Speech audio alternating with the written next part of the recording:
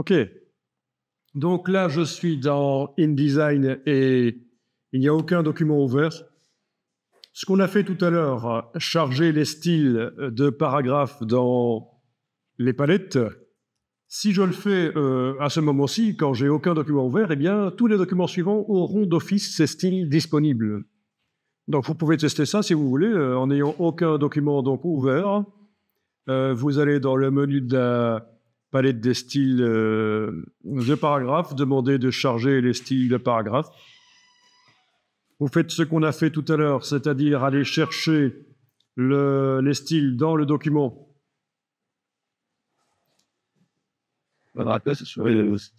Voilà, donc même message que tout à l'heure, je vais décocher paragraphe standard. Puisqu'il y a un conflit et de toute façon ce style de paragraphe ne m'intéresse pas, et je charge les 3 autres styles de paragraphe. OK.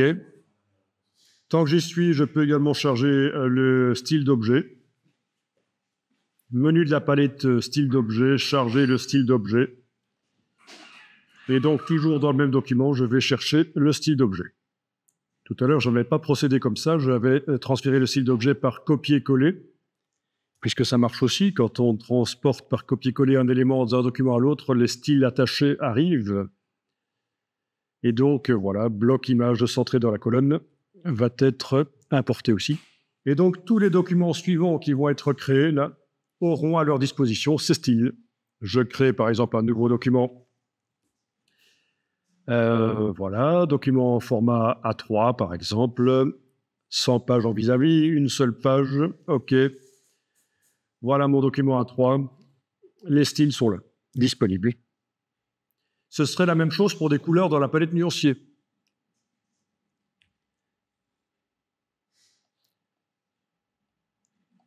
Dans la palette nuancier, vous avez chargé un nuancier. Alors, je ne sais pas si mon document, là, il avait un nuancier bien particulier. Oui, il y avait une couleur brune qui vient d'être chargée. OK, si je fais commande Z, commande majuscule Z pour annuler et rétablir, on voit que j'ai réussi à aller charger le nuancier de l'autre document et une couleur s'est ajoutée que j'avais créée dans l'autre document.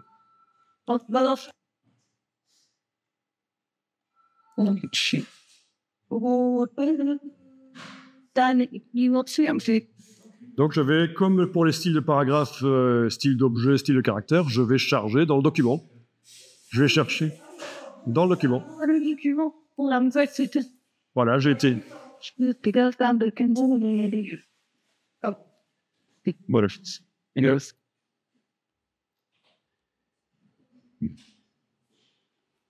Voilà. Oui, donc la couleur repérage dans le nuancier, c'est une couleur qui sort sur tous les films offset, sur toutes les plaques offset. C'est une couleur universelle. Et oui. Et typiquement, c'est le genre d'erreur que les étudiants font dans les écoles. Ils croient que repérage et noir, c'est la même chose, alors ils font du texte en couleur repérage. Donc le texte s'imprime cyan, magenta, jaune, avec une superposition d'encre noire à 100%. Donc on a 400% d'encre pour créer le texte, ça fait des gros pâtés, ça use de l'encre, ça sèche mal à la sortie. C'est en fait une couleur qu'on utilise pour les traits de coupe, typiquement.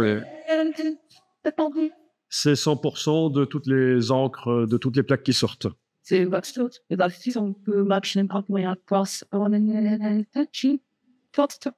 mais c'est une couleur qui, au final, ne se retrouve pas sur le document final, en fait, hein, et qui est utilisée pour des choses très fines.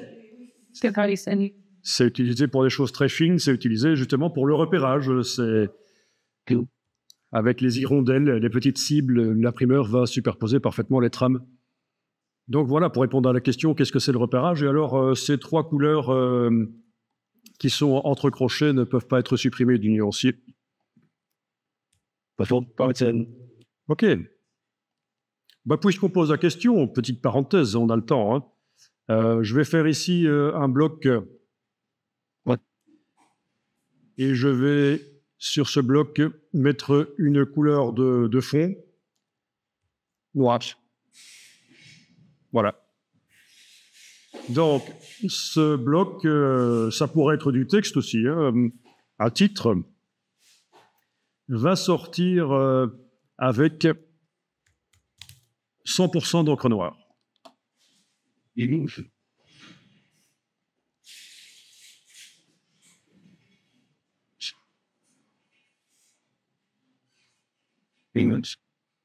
D'accord? Yes.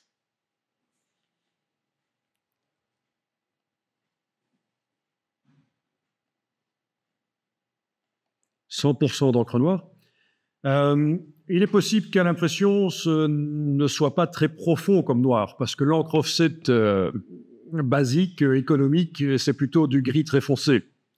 Donc si on veut obtenir du noir vraiment profond, il va falloir mettre une couleur de sous-couche, et pour ça, il va falloir créer une couleur spéciale avec de la sous-couche. Et donc, je peux éventuellement, ici, en n'ayant rien qui est sélectionné, je vais aller créer dans le nuancier une couleur de sous-couche, un noir profond. Donc, dans le nuancier, je demande nouvelle couleur, du noir, avec éventuellement du cyan par-dessous. Bon, ça peut être 50% de cyan, par exemple, par-dessous, voire même 100%. Au niveau de l'ancrage, pour cette partie qui utilisera, les parties du papier qui utiliseront cette couleur-là, donc il y aura 200% d'ancrage, donc on est au-delà, puisque vous avez parlé de l'ancrage total. On est en dessous de l'ancrage total, bien entendu. Voilà. Alors, je vais décocher nommer selon la valeur chromatique, et je vais peut-être l'appeler noir avec sous-couche cyan. Voilà. Donc, ce genre de choses qu'on est en train de faire là, c'est intéressant quand on imprime sur un système qui imprime par plusieurs passages. Si évidemment vous imprimez sur une jet d'encre, ça n'a pas d'intérêt. OK. Je vais dupliquer les deux là. Voilà. Je vais appliquer cette couleur noire avec là. Ici aussi sur le texte.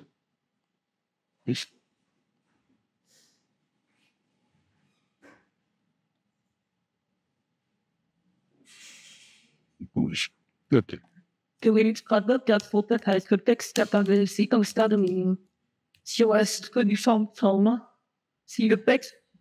Normalement, quand on utilise de l'encre noire, comme j'ai fait au-dessus, là, elle est en surimpression. Si on met une photo derrière, la photo s'imprime si on magenta jaune, et puis le noir vient par-dessus. Si on fait en sorte qu'il soit en défonce, il va falloir jouer sur le trapping, la surimpression. Il va falloir que... OK. Alors, on va aller regarder un peu à quoi ressemblent les plaques offset de cette page. Donc, menu fenêtre, sortie, aperçu des séparations. Comme ça, vous allez pouvoir inspecter chacune des couches. Fenêtre, sortie, aperçu des séparations, affichage des séparations. Voilà. Si je n'affiche que l'encre cyan, ben on voit que 100% d'encre cyan serait pour le rectangle et le titre d'en bas. Bien entendu, ça apparaît en noir ici parce que, bon, c'est les quantités d'encre. Hein. Plus c'est noir, plus il y a d'encre. Plus c'est clair, moins il y a d'encre à cet endroit-là. Donc, j'avais mis 100% de cyan dans le bloc et le texte d'en bas. Si j'affiche uniquement l'encre noire, on voit que l'encre noire est utilisée pour le titre et le rectangle du dessus et du dessous aussi. Hein. Ici, j'affiche les deux, et voilà. Donc, techniquement, en exportant en PDF, quadri, on aura bien un noir plus profond à l'impression finalement sur le papier, avec le noir d'en bas. Mettre du cyan sous l'encre noire va vous faire un noir froid. Vous pourriez très bien mettre une couche de magenta sous le noir, ça vous fera un noir chaud, ou alors équilibré. Équilibré, mettre 100% de noir, 30 de cyan, 30 de magenta, 30 de jaune, par exemple.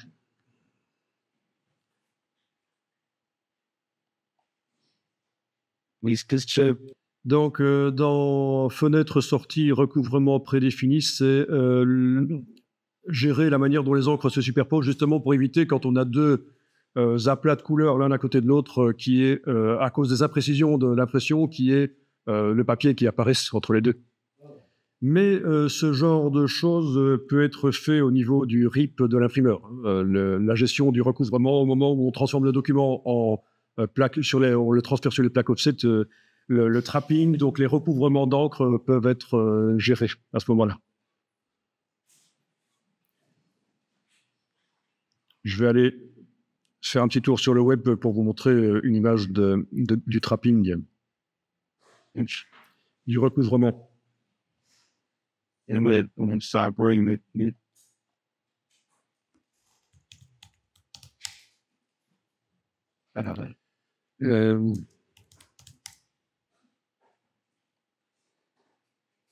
Voilà, donc j'ai juste tapé trapping print et vous avez plein d'exemples de recouvrement des encres pour éviter justement qu'à cause des imprécisions lors de l'impression, il y ait des décalages d'une encre par rapport à l'autre et que le papier apparaisse.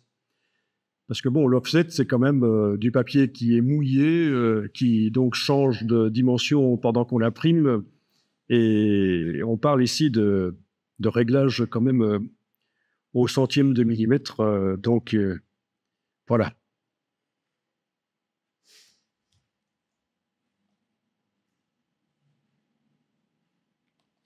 Bon, il faut encore plus y penser si la sortie est très imprécise, comme la sérigraphie, par exemple. Voilà. Si vous faites des t-shirts en plusieurs couleurs, il va falloir vraiment penser à gérer ça, faire en sorte de prévoir ces problèmes de recouvrement. OK. Bon, ce qui a été montré ici est valable pour Illustrator aussi. Si vous faites un noir et que vous voulez qu'il soit profond, il vaut mieux faire un noir avec une couleur de sous-couche. À l'affichage ici dans InDesign, on ne voit pas que le noir du dessus, qui est composé uniquement d'encre noire, il est un peu faiblard. Mais vous pouvez demander à InDesign de vous le montrer, comme dans Illustrator aussi, d'ailleurs, vous avez ça. Si vous allez dans les préférences, vous avez aspect du noir. Aspect du noir, et là, on voit que tous les noirs sont montrés comme des noirs intenses à l'écran. Mais je peux demander de les voir tels qu'ils seront vraiment. Donc, je demande afficher tous les noirs avec précision. OK. Et là, on voit une différence. Là, vous voyez que celui du dessus est moins intense.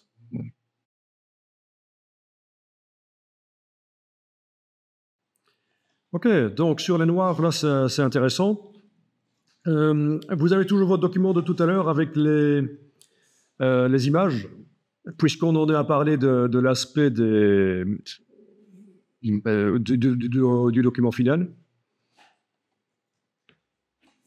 Je vais vous donner une astuce pour faire en sorte que les images aient plus de pêche au niveau dynamique de l'image. Il s'agit en fait de faire en sorte que sur tout le fond du document, sauf à l'endroit des images, il y ait un peu d'encre qui se dépose pour ternir le papier. Et ça va donner l'impression que vos blancs dans les images sont plus lumineux que le reste du document. Donc elles vont avoir de la pêche. C'est très simple à faire, donc je vous montre. Vous avez votre document tout à l'heure avec les images. On va aller dans la palette des calques.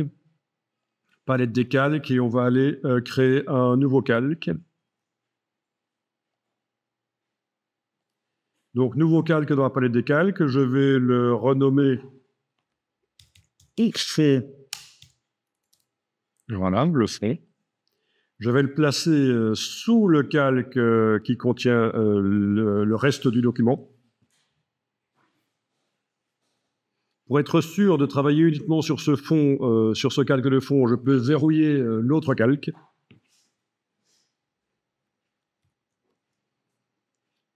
Et dans le gabarit, je vais aller créer un bloc qui va déborder, qui sera à fond perdu, dans le gabarit 1. Alors, ce qui serait intelligent à faire, c'est même de le faire sur un autre gabarit, comme on a fait l'autre jour des gabarits en cascade. Comme ça, ce fond sera valable pour tous les gabarits que je créerai par la suite dans ce document si je faisais des mises en page différentes sur différentes pages. Donc, allons-y. Dans la palette des pages, on va demander de faire un nouveau gabarit. Bon, je peux lui donner le préfixe F comme fond. Voilà. OK.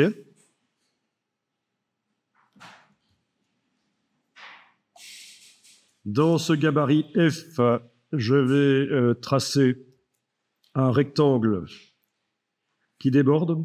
Donc un rectangle qui déborde sur les deux pages, là voilà. Et je vais lui donner une couleur de fond.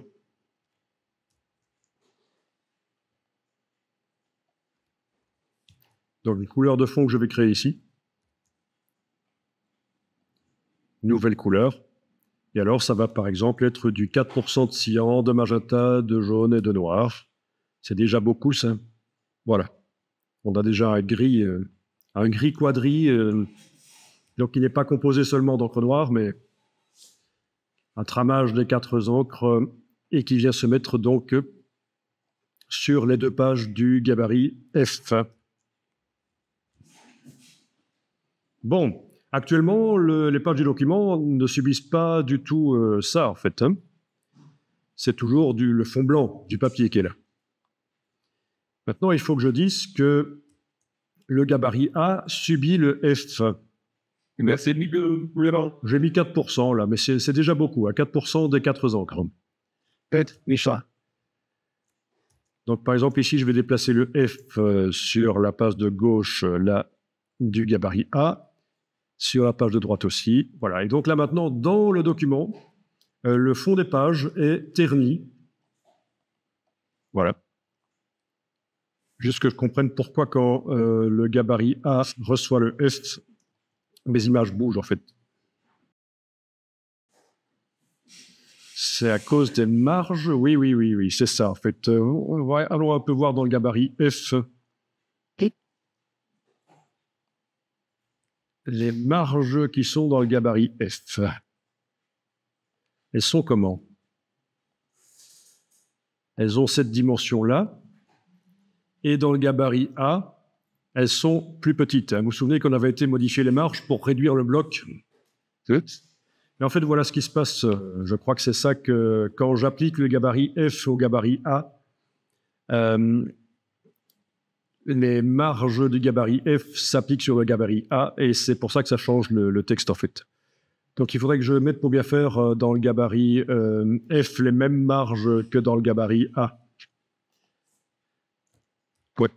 C'est un cas particulier, mais c'est typique de InDesign. Des détails, il faut arriver à trouver d'où vient le problème. Donc j'active les 2 pages du gabarit A, je vais aller noter les valeurs que j'avais mises, 30-20, 30-20, ok. Je vais faire la même chose pour les marges de gabarit F. Page, marge et colonne, 30, 20, 30, 20, ok.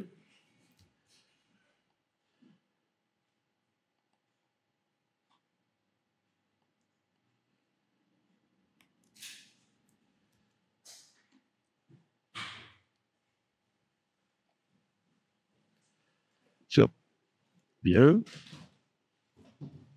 Ok, là ça fonctionne.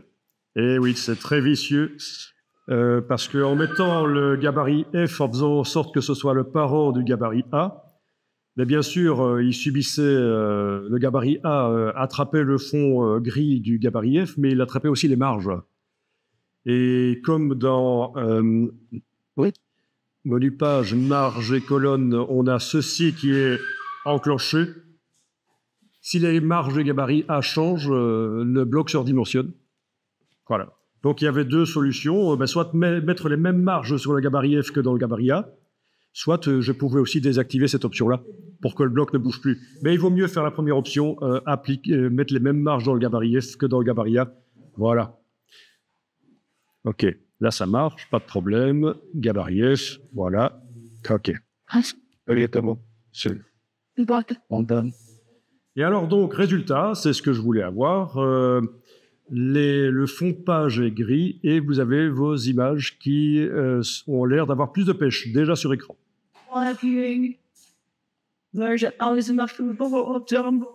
Voilà, donc super astuce pour avoir des images qui ont plus de pêche dans vos documents. Maintenant, l'idéal, ce serait que ça ne se voit pas qu'il y a eu de l'encre qui s'est mise sur tout le fond. C'est-à-dire qu'il faut rester dans la limite où on est dans le ressenti, quoi. Alors, ce qui peut se faire aussi, c'est que dans le gabarit F, donc à la place d'un fond gris quadri sur là, à la place du gris quadri, on peut mettre aussi une texture.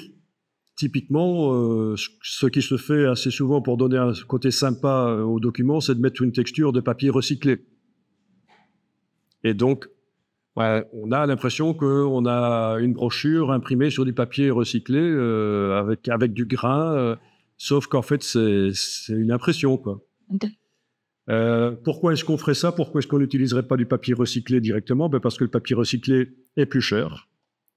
Et au niveau de l'impression, ça peut encrasser un peu plus la machine. Sur du vrai papier recyclé, on pourra mettre l'étiquette imprimée sur papier recyclé, quelque part, à la fin du document.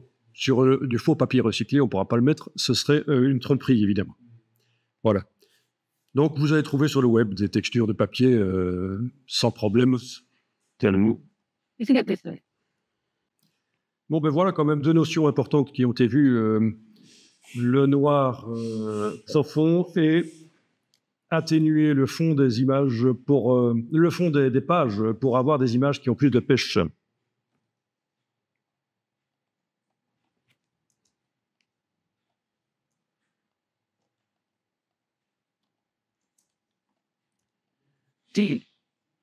OK.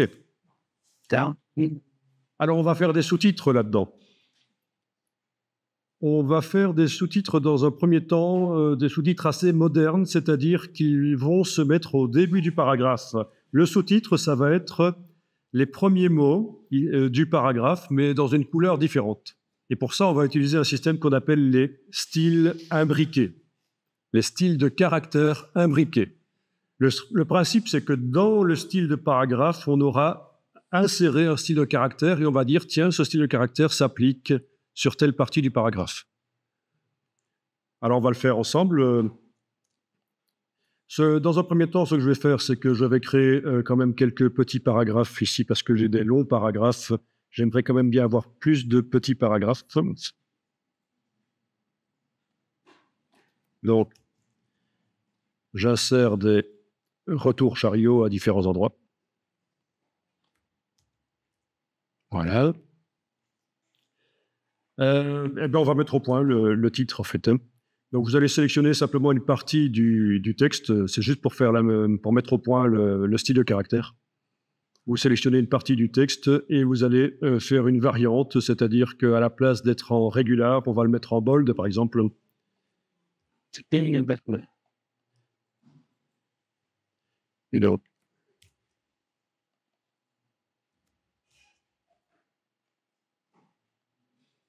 Voilà. À la place de rester la même couleur que le texte, on va lui donner une couleur.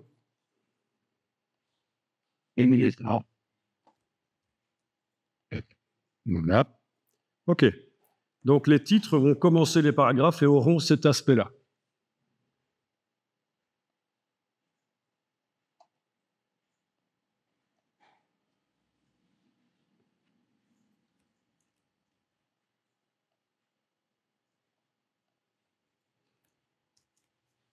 Bien, votre texte que vous venez de modifier, là, il est sélectionné. On va dans le menu texte, style de caractère. Et on va dans cette palette style de caractère, pas de paragraphe, bien entendu, c'est de caractère. On va créer un style de caractère au départ de ce qui est sélectionné là. Donc, menu de la palette style de caractère, nouveau style de caractère, et je vais l'appeler sous-titre imbriqué. Voilà. OK.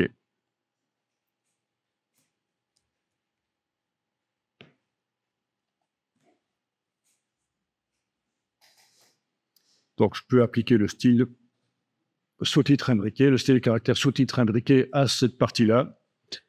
Je peux l'enlever aussi. Bon, enlever là, de toute façon, c'était juste pour créer le style de caractère qu'on avait sélectionné ces mots-là au hasard.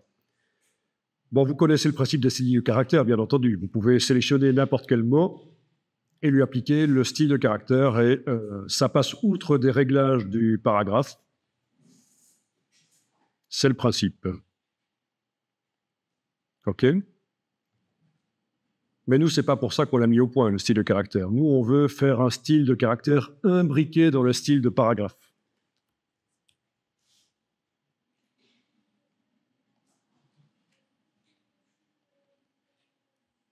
Donc, vous avez votre style de caractère qui est là, dans la palette style de caractère, mais il ne s'applique finalement sur aucun des caractères actuellement. Alors, on clique à côté de tout, rien n'est sélectionné, on va aller dans la palette style de paragraphe et on va aller modifier le style de paragraphe corps du texte. Et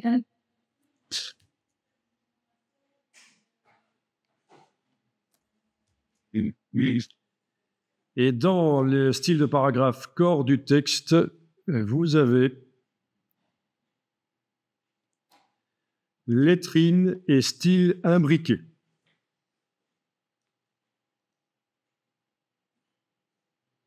Donc, ce qui nous intéresse, c'est pas de faire des lettrines. Donc, vous voyez ce que c'est les lettrines, évidemment, les premières lettres qui sont bien grandes, les premières lettres des paragraphes. Donc, ce qui nous intéresse, c'est la partie style imbriqué. Alors, on va cliquer sur « Nouveau style imbriqué ». Donc, dans le style de paragraphe corps du texte, je vais aller mettre le style de caractère que j'ai créé. Nouveau style imbriqué, lequel tous les styles de caractère de la palette style de caractère sont accessibles dans le menu ici. Bon, il n'y en a qu'un seul, c'est facile, donc c'est sous-titre imbriqué. Avec la case aperçu cochée, vous voyez que... Non, ça ne se voit pas encore. Voilà, si je clique en dessous, pour valider ce que j'ai choisi dans le menu ici, je clique en dessous. Vous voyez que les premiers mots de chaque paragraphe prennent le style de caractère. Parce qu'en fait, on applique le style de caractère sur un mot. On pourrait changer le nombre ici. Hein. On pourrait dire c'est sur 10 mots. Voilà. Et donc, les 10 premiers mots sont d'office. Ils subissent le style de caractère imbriqué. Bon, alors, c'est pas vraiment l'idéal, c'est pas ce que je veux. Alors, on va changer ça ici. On va dire que je vais appliquer le style de caractère jusque. Donc, à la place de sur, vous mettez jusqu'à. Jusqu'à un quoi? Un caractère de fin de style imbriqué. C'est-à-dire, c'est une balise spéciale qui va dire, tiens, à partir de là, on n'applique plus le style de caractère.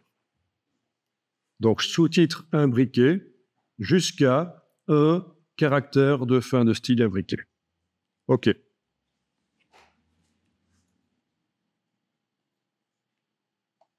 OK. Et oui, comme vous constatez, le style de caractère s'applique sur tous les paragraphes.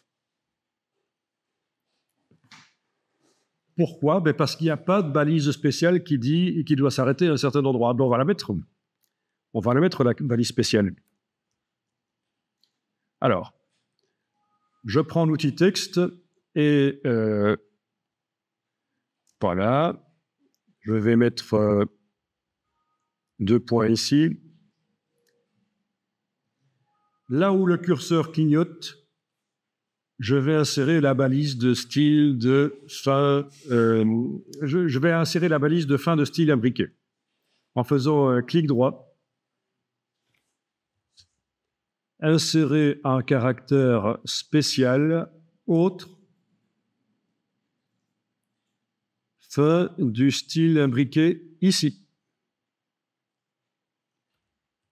Et voilà. Et vous avez la balise spéciale qui apparaît là. La barre diagonale. Oui, il y a une Oui, c'est la balise qui apparaît. Donc, c'est grâce à ça que le style de caractère ne s'applique pas sur tout le paragraphe. OK? Oui, c'est continu en fait. Derrière, les paragraphes suivants. Les autres paragraphes, oui, oui, oui, oui, oui. OK. Donc, donc voilà, ça c'était la version simple de l'explication, mais bien entendu, ce genre de choses ne doit se faire que sur certains des paragraphes. Donc en fait, on va ici cliquer avec la flèche noire à côté de tout. On va aller modifier le style corps du texte et dire dans les lettrines et styles imbriqués que on supprime le style imbriqué ici. Supprimer. Donc je sélectionne le style imbriqué à la rubrique lettrines et styles imbriqués. Dans le style de caractère corps du texte, je le supprime. Voilà. OK. Et donc, vu que je ne dois pas le faire sur tous les paragraphes, ce genre de choses, je dois créer un style de paragraphe parents et enfants. Ici.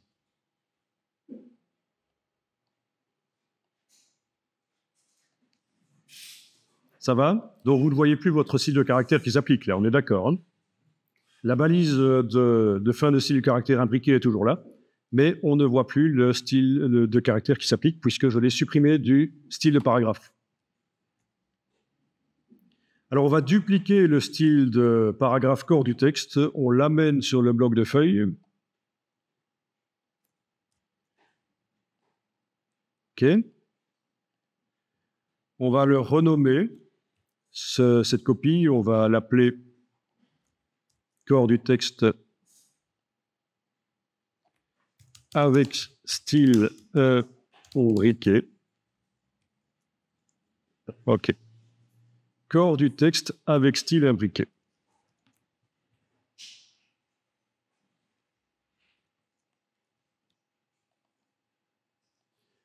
Dans corps du texte avec style imbriqué, je vais insérer le style imbriqué, le style de caractère imbriqué, jusque un caractère de fin de style imbriqué. OK.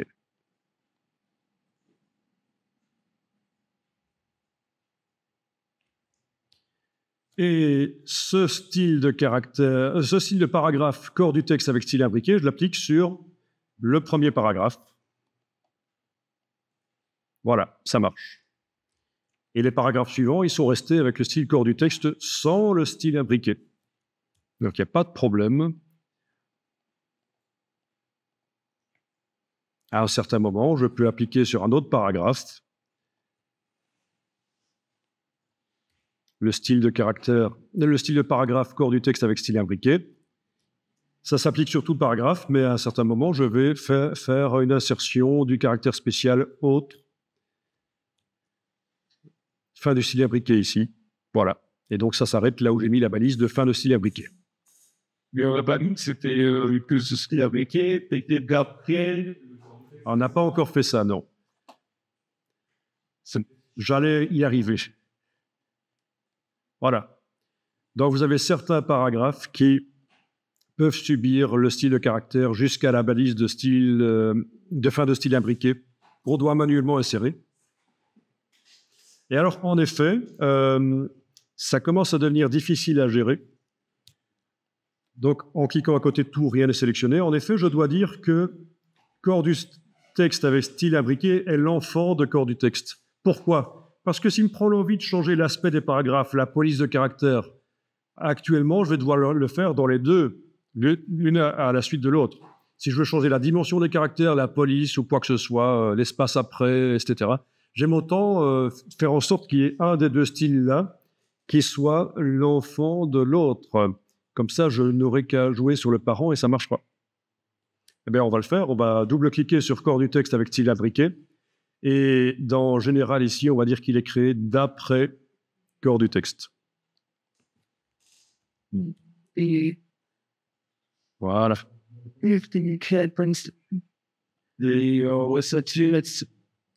Alors, même style n'a aucune importance ici.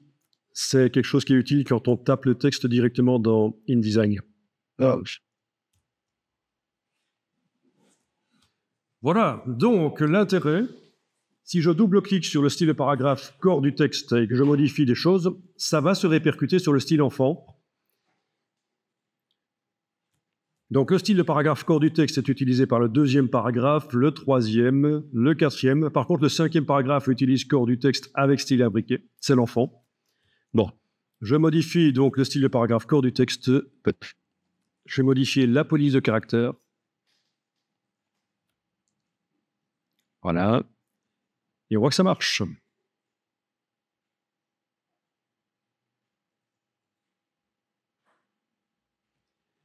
La dimension du corps, sans changer l'interligne parce qu'il est calé sur la grille de ligne de base, en fait.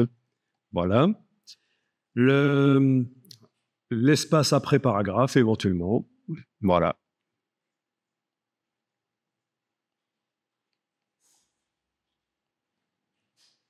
Donc ça, c'est une manière de faire des sous-titres qui est plus moderne que de les mettre au-dessus, bêtement.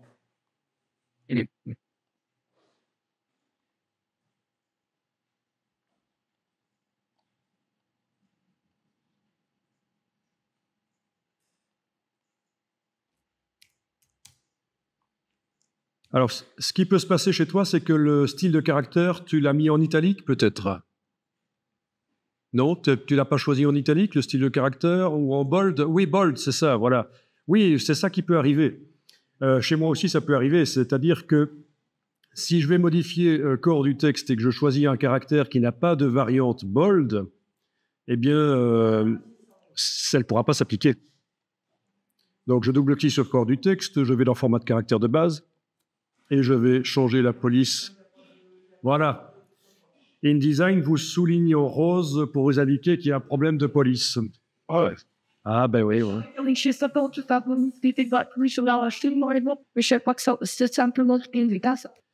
Donc, dès qu'il y a un problème de police, ça le fait. Oui, en effet, si tu passes d'une machine à l'autre un document et que les polices n'ont pas suivi, mais c'était au départ, quand InDesign est arrivé sur le marché vers l'an 2000, même avant, c'était un an avant, et qui devait concurrencer Quark Express, c'était un des atouts de InDesign. On peut travailler les documents, même si la police n'est pas installée, alors qu'avec Express, on pouvait aller se brosser. Hein. Si la police n'était pas installée, on n'arrivait pas à ouvrir le document. Bon, donc faites attention à ça, évidemment. Certaines polices n'ont pas la variante gras.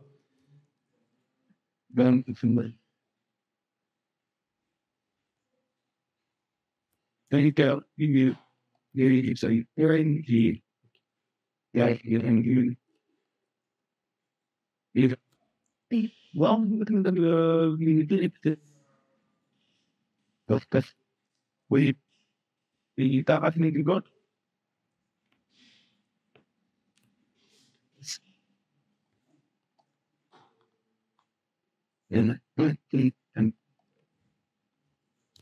bien. Et alors, évidemment, le style de caractère qu'on a inséré dans le style corps du texte, qu'on a inséré dans le style de paragraphe corps du texte, avec style imbriqué. Ce style de caractère, on peut toujours le modifier.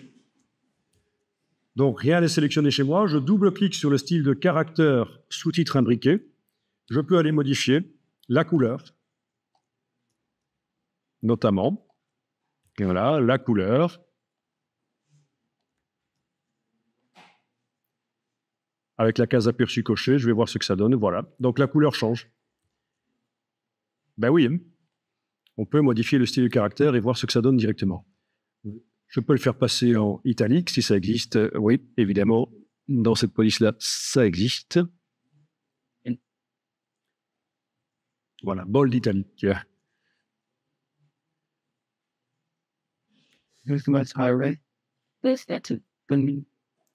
OK. Vous voyez que dans la palette, dans le style de caractère, la police n'est pas indiquée. Famille de police, c'est vide. Si vous n'indiquez pas une police spécifiquement là, ça veut dire que ça va hériter d'office de la police qui est mise sur le style de paragraphe. D'accord? Donc, d'office, il vaut mieux le laisser comme ça, à moins que vous vouliez forcer à ce que ce soit une autre police que celle du style de paragraphe. Hein, c'est possible aussi. Je vais prendre une police un peu script, mais script, il n'y aura pas de variante bold italique, évidemment. Si on change maximum du texte dans le corps du texte, ça ne change pas. Tu dis si tu changes la couleur du... Ici? Dans le corps du texte, dans le cache. Ah oui, dans le style de paragraphe corps du texte, si tu changes la couleur, ben non, ça ne peut pas influencer le style de caractère. Le style de caractère est au-dessus. Il vient après que le style de paragraphe ait été appliqué. Il est là justement pour modifier le texte par rapport au style de paragraphe. Donc c'est vrai qu'en effet, si je double-clique sur oui, corps du texte par exemple, oui, et que je modifie la couleur des caractères ici, ça ne peut pas influencer la couleur du style imbriqué. Le style de caractère est là pour modifier par rapport à ce qui a été appliqué par le style de paragraphe. Ah, c'est pas simple, hein?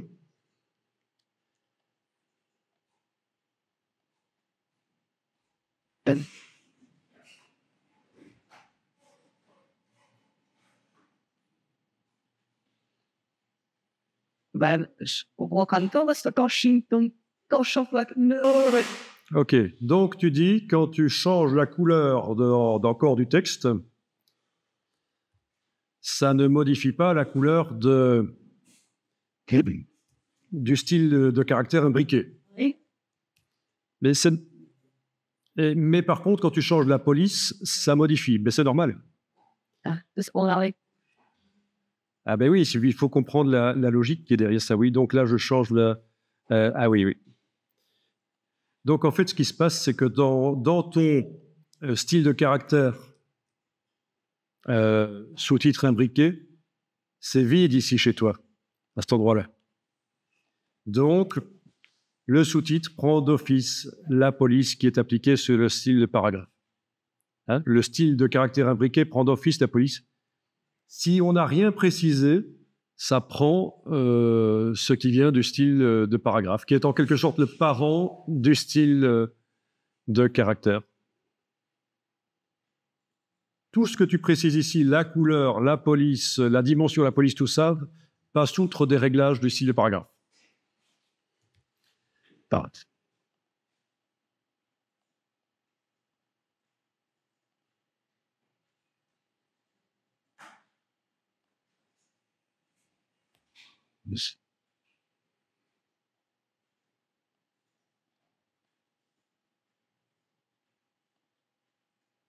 My build at some system.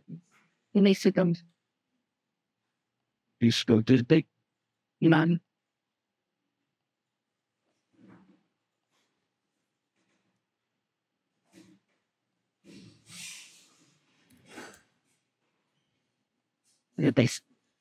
Alors, les styles de parachute. Voilà, donc pour résumer, dans le style de caractère, ça passe outre des réglages du style de paragraphe dans lequel il s'imbrique, sauf si rien n'est indiqué dans certains cartouches.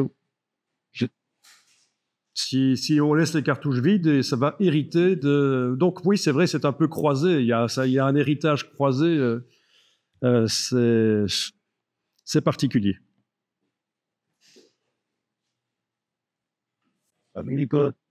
Ok. Si à un certain moment, vous voulez relire le texte et corriger l'orthographe, évidemment, vous avez le correcteur orthographique de InDesign, on en a déjà parlé. Pas de correcteur grammatical, mais on peut en ajouter un, Antidote ou Prolexis notamment. Mais ce que je vais vous montrer ici, ça va aller très vite, c'est que vous avez la possibilité de visualiser le texte de manière plus claire que ce qu'il apparaît là, par le mode éditeur. Donc,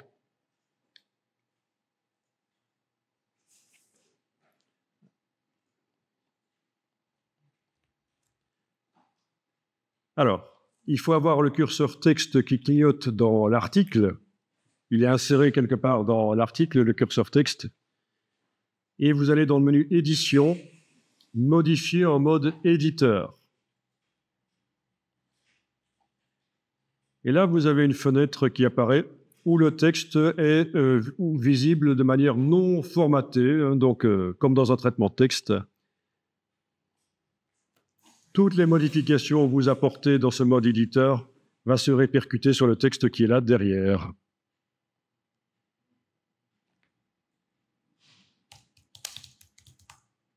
Vous voyez dans le texte derrière, pendant que je suis en train de taper?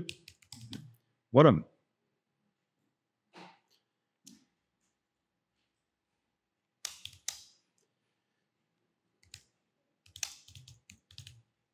Voilà. On a même la balise de fin cylindriquée qui est visible là. Ça.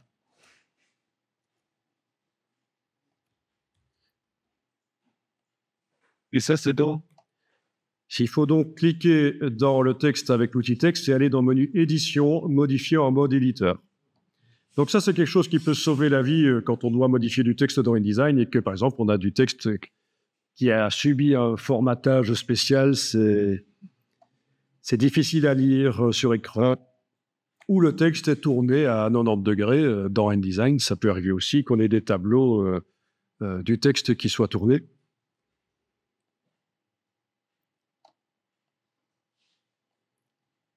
OK. Alors, l'aspect du mode éditeur, vous pouvez le choisir dans les préférences. InDesign préférences. Et alors, on a... Il faut le trouver. Mode éditeur, ça doit être là. Voilà. InDesign préférences, affichage en mode éditeur. Et là, vous choisissez la police qui va être utilisée dans le mode éditeur. La taille, la couleur.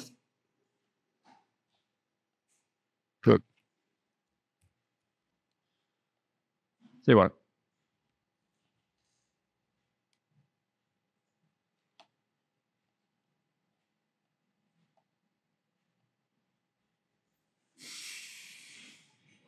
OK.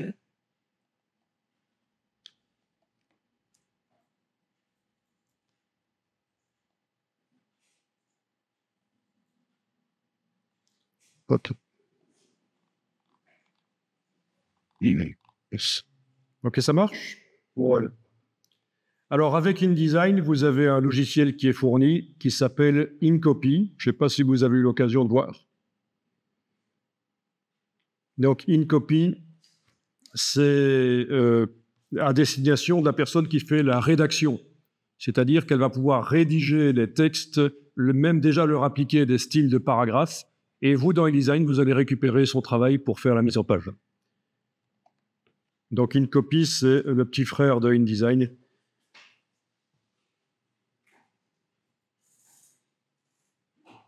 Si vous êtes seul à faire le boulot, ça n'a pas vraiment de sens d'utiliser InCopy, en fait. C'est juste intéressant quand vous êtes plusieurs à faire le boulot et qu'il y a une personne qui se charge de la mise en page et une autre qui se charge de la rédaction. Et dans InCopy, vous allez retrouver le mode éditeur de InDesign. En fait, ça va ressembler à ça.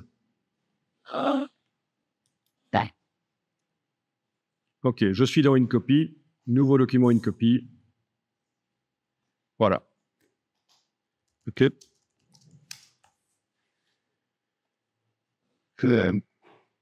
Avec les styles de paragraphes que vous pouvez avoir importés d'un document InDesign. La personne va pouvoir les appliquer. Le nom du style va s'afficher dans la colonne à gauche, là. Et voilà.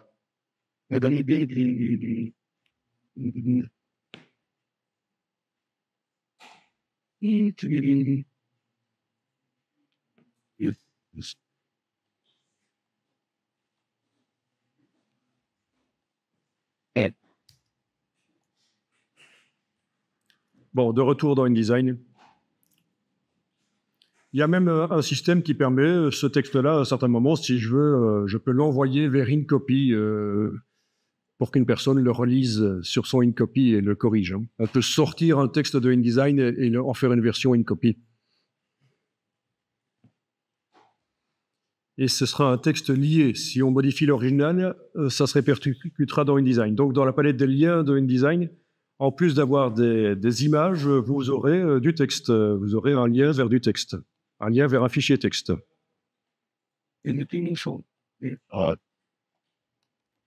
Bon, dans un premier temps, c'est peut-être pas besoin pour vous de vous intéresser à ça, mais simplement savoir que ça existe. Et voilà, on peut avoir un lien dynamique vers du texte. Ouais.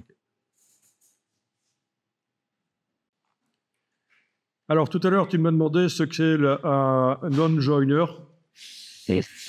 Parce qu'on a vu ça dans le menu, quand on est allé imbriquer le style de caractère. Hein. Donc, je recommence ici.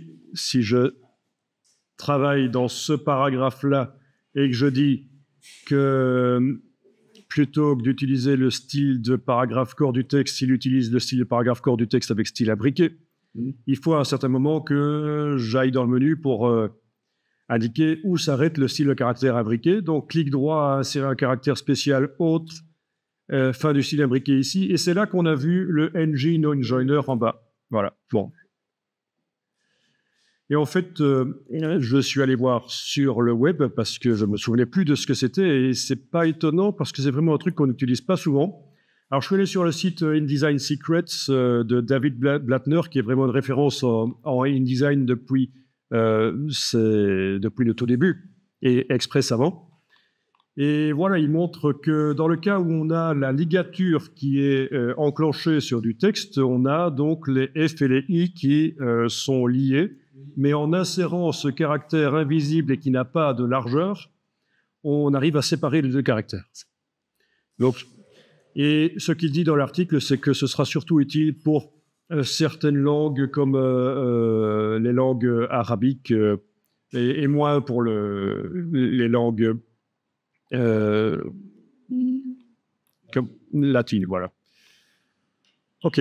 À propos de la ligature, vous avez sans doute dans vos styles de paragraphe ici la ligature qui est enclenchée. Ça peut se désenclencher. Hein. Alors, je clique à côté de tout, rien n'est activé. Je double-clique sur corps du texte. Je vais dans format de caractère de base. Et oui, d'origine, il est enclenché ligature. Donc, si ça vous ennuie que les F et les I se rejoignent, c'est vrai que ça peut être ennuyeux, ça peut être bizarre. On décoche ligature, tout simplement, dans le style de paragraphe du corps du texte dans ce cas-ci, ou des titres aussi d'ailleurs. Hein. Je peux le faire aussi sur les titres, pas de problème. Si je veux éviter les ligatures sur les titres. OK.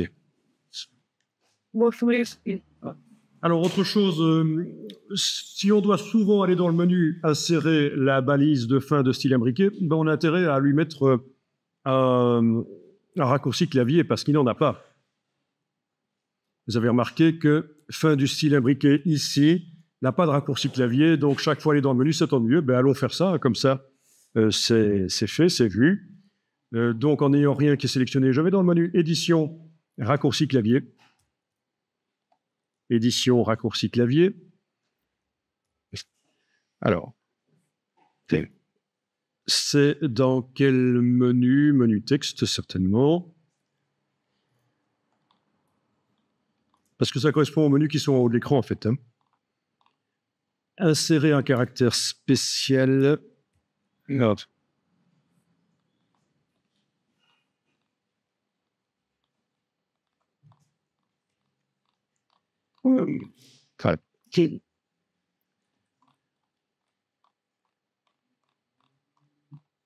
Oui, il faut arriver, voilà, faut arriver à trouver. Hein. C'est insérer un caractère spécial autre fin du style imbriqué ici, dans le menu texte. Donc, dans la boîte des raccourcis clavier, vous devez choisir déjà cibler le menu dans lequel la fonction que vous voulez modifier se trouve, et puis c'est classé par ordre alphabétique.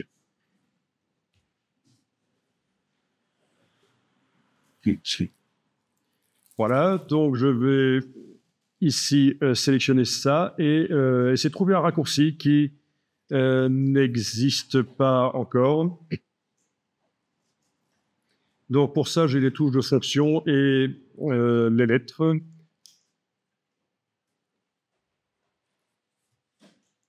Évidemment, il va falloir vraiment trouver quelque chose qui n'est pas attribué, et ça, c'est pas si évident que ça. Voilà.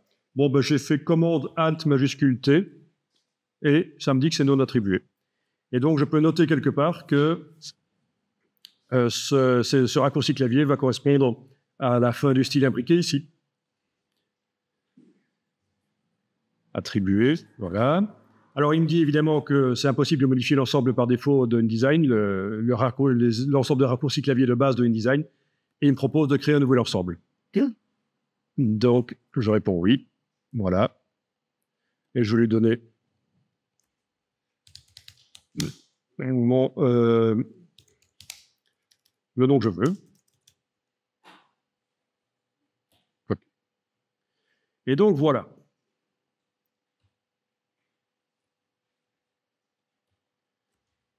OK. À partir de là, si je mets le curseur dans le texte et que je vais voir dans le menu ce que ça dit, clic droit, insérer un caractère spécial, autre, retrait, fin de style imbriqué ici, ça n'a pas marché, c'est toujours agréable quand ça ne marche pas. Je réessaye. Ça aurait dû marcher, le raccourci devrait être là. Eh bien, en fait, c'est un raccourci qui existait déjà.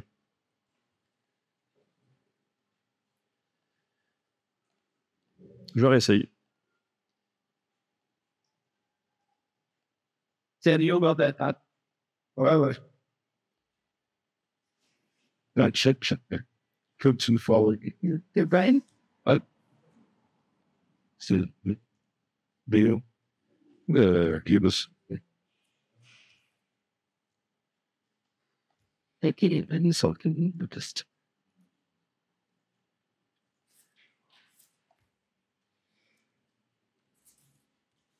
Il y a tellement de raccourcis, c'est pas évident. Il devrait quand même nous suggérer des raccourcis, ce serait bien en fait. S'il pouvait nous suggérer des raccourcis, ce serait super chouette. OK, bon, ben je réessaye avec Alt majuscule J.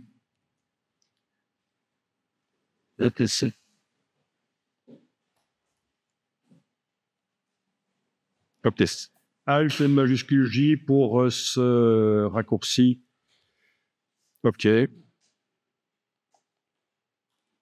Clic droit, insérer caractère spécial, autre. OK, ça a marché. Là, si je vais dans le menu, il m'indique bien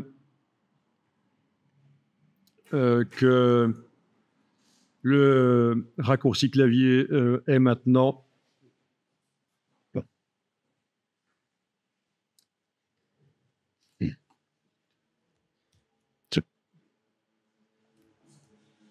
Alt majuscule J. Bon, donc ça veut dire que j'ai même plus besoin donc d'aller dans les menus. Là, je peux donc appliquer au paragraphe que je veux le style corps du texte avec style imbriqué ici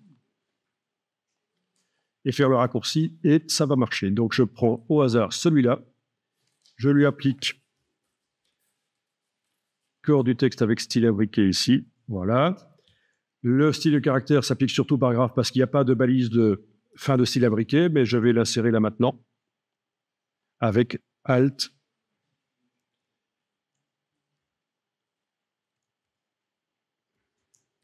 Ça y est, j'ai oublié mon raccourci, je n'avais pas noté. C'est malin. Alt majuscule J. Alors. Non, il faut le noter. Alt majuscule J.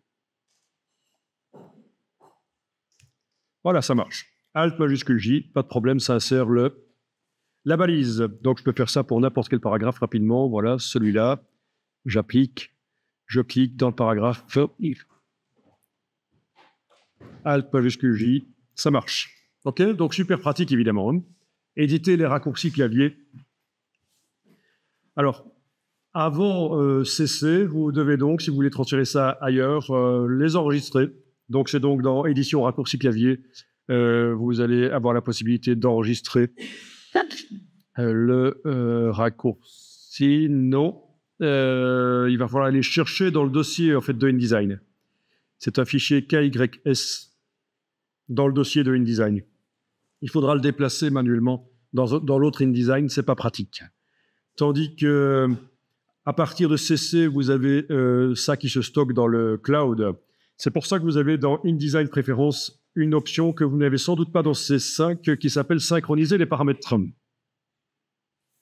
Dans les préférences, vous n'avez pas ça, hein, dans C5. Synchroniser les paramètres, et donc ça vous indique qu'est-ce que vous synchronisez, quelles sont les modifications de design, les préférences que vous voulez envoyer sur le cloud pour les récupérer ailleurs. Voilà. Alors, rapidement, on avait vu la numérotation automatique. On l'a faite la fois passée, on l'a refaite aujourd'hui. Et on avait dit qu'on allait parler de ceci, numéro de page suivant et numéro de page précédent. Ben, on va rapidement faire ça. Alors, dans mon document, c'est donc un flux de texte continu. Je vais aller insérer quelques pages de publicité à un certain moment dans l'article. Par exemple, vous avez aussi un document de 16 pages, je suppose, hein, actuellement. Après la page 7, je vais aller insérer 4 pages de publicité. Ah oui, je vais peut-être faire rapidement un gabarit spécial pour les publicités. Donc, dans le menu de la palette de pages, nouveau gabarit. Je vais appeler ça P, voilà, pour les pubs. Voilà. Publicité, OK. D'après le gabarit S, pour que le fond soit, comme le reste du document, atténué. Nombre de pages 2, voilà, OK. Et donc voilà mon gabarit P, publicité, qui utilise le gabarit F, comme le A utilisait le gabarit F aussi. Donc c'est juste pour le fond. Vous voyez l'intérêt de faire des gabarits en cascade comme ça. Ça veut dire que si je veux modifier la couleur du fond à un certain moment, je vais dans le gabarit S. Et ça va se répercuter sur le A et sur le P et sur tous les autres qui utilisent le F. Voilà, par exemple, si je dis que tiens, finalement, le fond doit être rouge au lieu d'être... ben voilà, on voit que les deux gabarits A et S, et A et P ont leur fond modifié. Logique. Hein. Bon, mais j'annule ça, c'était juste pour montrer l'intérêt. Plutôt que de faire un copier-coller du rectangle de fond dans chaque gabarit, le fait que le gabarit F soit le parent des deux autres permet de rapidement modifier. OK, ça va, vous avez votre gabarit P. Alors, menu de la palette de pages, insérer les pages. Je vais insérer 4 pages après la page 7. C'était ça que j'avais dit, oui. Après la page 7, oui, j'insère 4 pages qui utilisent le gabarit P. OK. Et voilà. On voit qu'on a inséré 4 pages.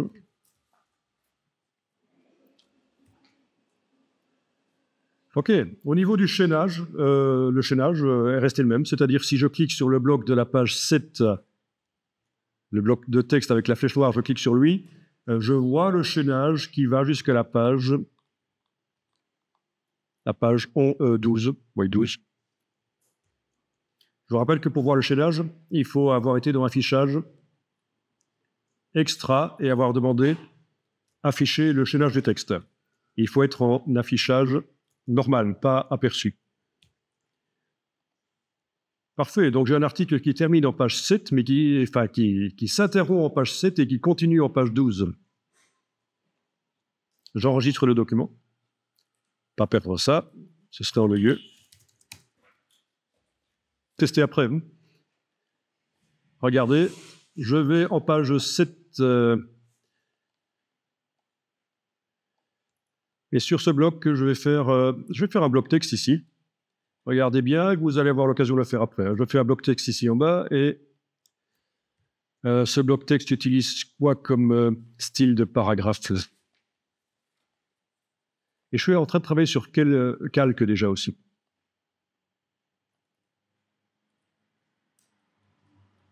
OK, au niveau des calques, je suis sur le calque A1, c'est parfait. Je verrouille le calque de fond pour être sûr de ne pas travailler sur lui. OK, donc là, j'ai un bloc texte. Oh, bien. Dans lequel j'ai du texte, mais qui a un style qui est titre. Alors, c'est pour ça qu'on ne voit rien du tout. Je passe en paragraphe standard et là, je vois le curseur qui clignote. Vous voyez, piège, hein? Si vous avez un style de paragraphe qui avec du texte très grand, vous ne voyez rien du tout dans les petits blocs que vous créez. Donc, il faut penser à ça, paragraphe standard. Alors, je vais indiquer suite de l'article en page. OK. Ah, ça, c'est le style de caractère qui se met par-dessus. Donc, dans l'appeler style de caractère, je vais dire qu'il n'y a pas de style de caractère. Sans. Là aussi, il faut penser que le problème vient de là. OK. Suite de l'article en page. Ouais. En page quoi? Alors, je vais insérer la balise. Clic droit. Insérer un caractère spécial. Marque. Numéro de page suivant. Voilà. Et il m'indique que la suite de l'article sera en page 7. Sauf que je suis sur la page 7. Donc, on a l'impression que ça ne marche pas. Il faudrait que ça indique que la suite de l'article est en page 12. Mais en fait, il faut que le bloc, là, se superpose partiellement au bloc qui contient l'article. Et là, ça change. Voilà. Je peux éventuellement, dans Objet, Option, bloc de texte, faire en sorte que le texte aille dans le bas du bloc. Donc, alignement bas. Voilà.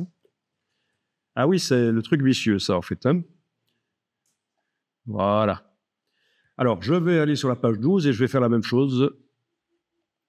Sauf que ça va être un peu différent, bien sûr. Je suis sur la page 12, qui est donc la suite de l'article après les publicités.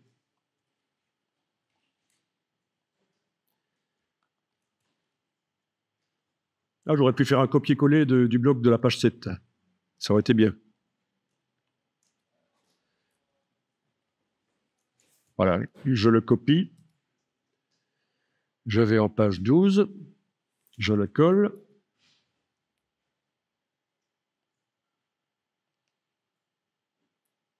Et voilà. J'indique suite de l'article de la page et la balise ici, il faut que je la change. Il faut que j'insère une balise marque numéro de page précédent. Encore une fois, ça ne marche pas. Il m'indique que c'est la suite de l'article de la page 12, mais je suis sur la page 12. Mais il suffit que je déplace le bloc et qu'il se superpose partiellement au bloc texte. Et ça devrait marcher. Voilà, ça marche. OK. Mais là, je vais devoir agrandir le bloc et dire dans les options de bloc de texte qu'il est aligné en haut. Voilà. Et voilà, vous avez en tout cas l'astuce qui est que pour que ces balises précédent et suivant fonctionnent, il faut qu'elles touchent d'une manière ou d'une autre le bloc qui contient l'article. Sinon, il ne sait pas de quel article elle parle. OK. Bien entendu, je peux mettre au point un style de paragraphe spécial pour ça. Notamment, ce serait bien que ce soit en italique éventuellement. Et en plus petit.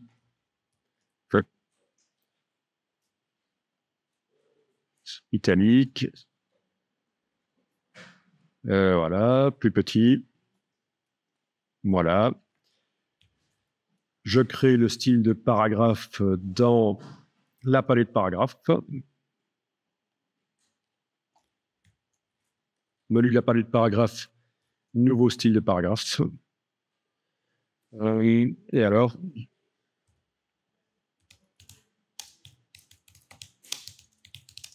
suite article en page antenne, je l'appelle. OK. Donc, je peux retourner sur la page 7.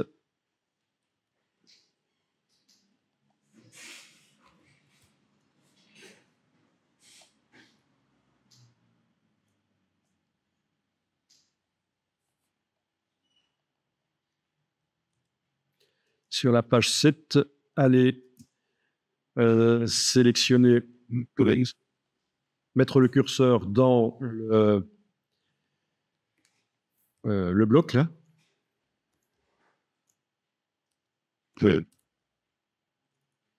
Alors, on va remettre l'espace de travail par défaut parce que ça devient grave. Si, voilà.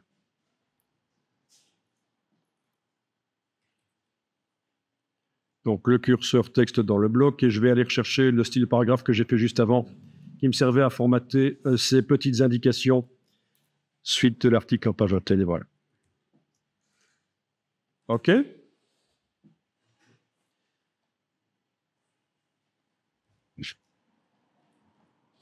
évidemment, c'est dynamique. Si je vais supprimer des pages, si je supprime 2 pages après cette page 7, ça devrait m'indiquer suite de l'article en page 10.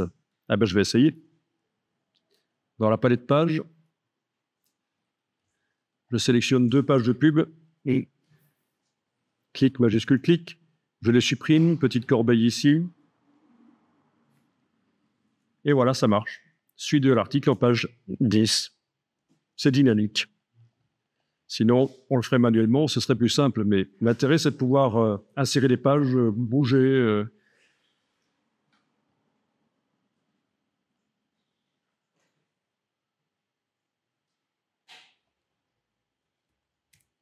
Bon, je vous laisse tester, alors. Alors, dans notre document ici, on va rapidement faire un deuxième titre. Donc, le titre, on l'avait sur la page 1. On va aller sur une page qui est plus loin.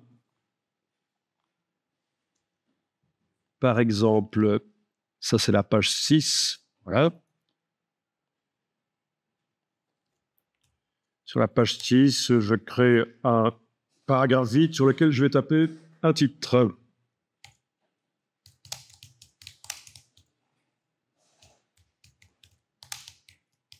N'importe quoi, c'est bon.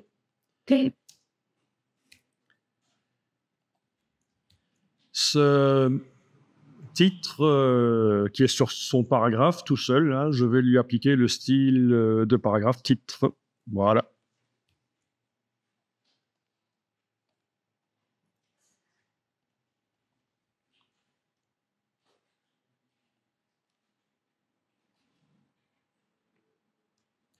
Alors, si vous le voulez, si vous le voulez, vous pouvez faire en sorte que d'office, les grands titres comme ça commencent en début de page. Et vous pouvez même décider que ça commence en début de page de droite. Tout ça, c'est en allant dans les styles de paragraphe. Donc, j'ai cliqué à côté de tout, rien n'est sélectionné. Je vais aller double-cliquer sur le style titre. Et dans options d'enchaînement, on a été chipoté tout à l'heure à ceci, solidaire avec précédent. Vous avez vu ce que c'était.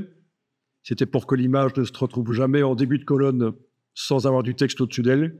Ligne solidaire, on a été joué aussi, c'était pour que les lignes des paragraphes corps du texte, on ait au moins 5 en début ou en fin de colonne, et pas des petits bouts de lignes.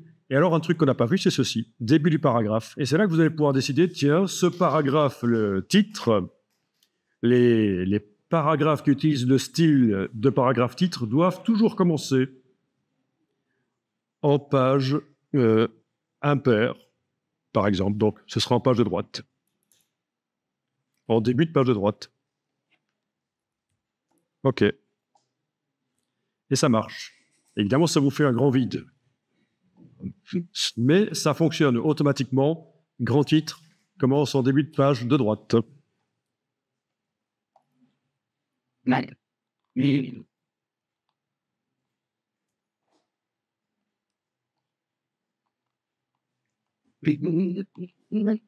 OK, je vais en faire un troisième entre les deux. Rapidement.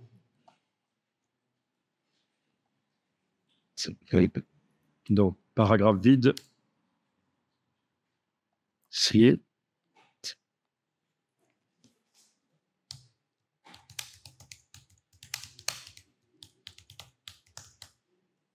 Voilà.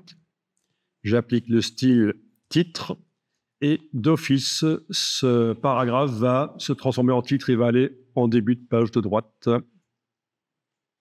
Soit. OK.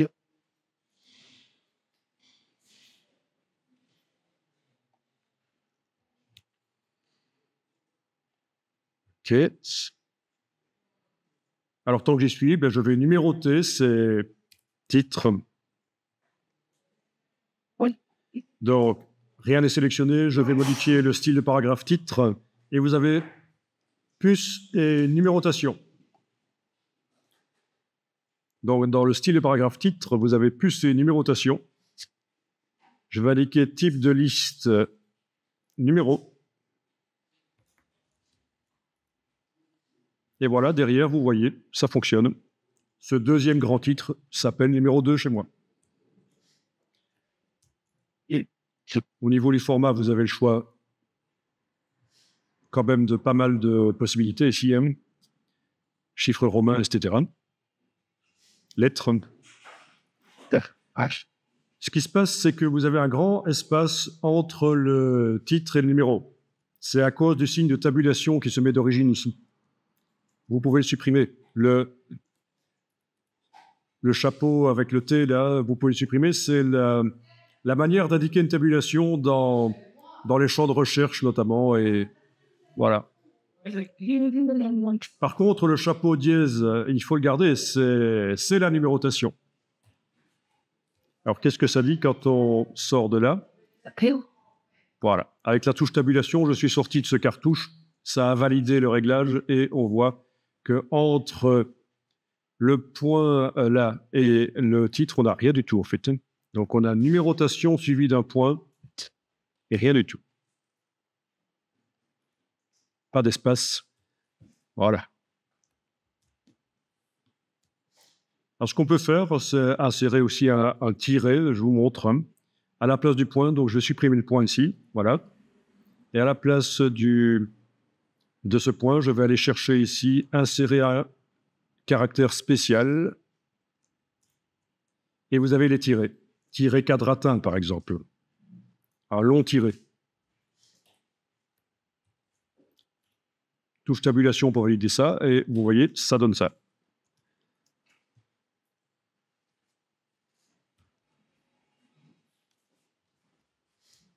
Ce numéro pourrait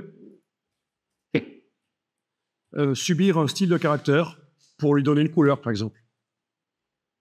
On pourrait faire un style de caractère qui ne fait que changer la couleur du caractère et par ici, à cet endroit-là, appliquer ce style de caractère si on voulait que les numéros soient dans une couleur différente des titres. Je vous laisse faire ça, hein. C'est pas difficile.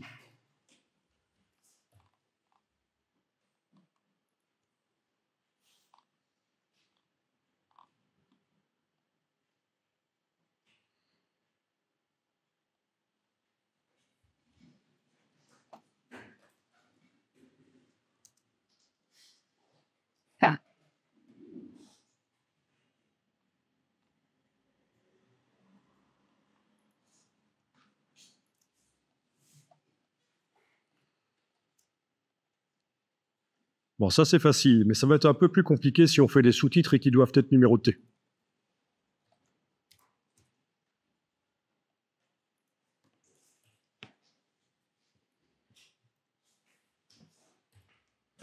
Vous êtes prêts pour les sous-titres? Oui. Alors, je vais sous mon titre numéro 2 ou numéro 3. Et je vais aller créer ici un paragraphe vide dans lequel je vais taper un sous-titre.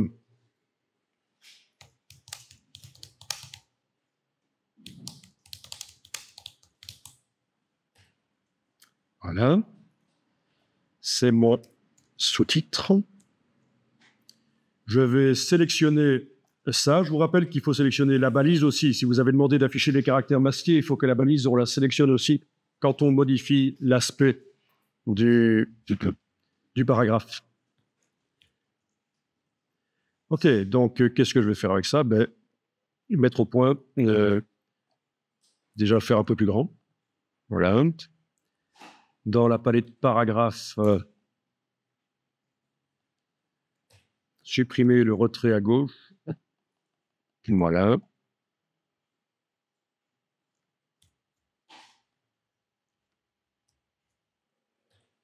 C'est fait.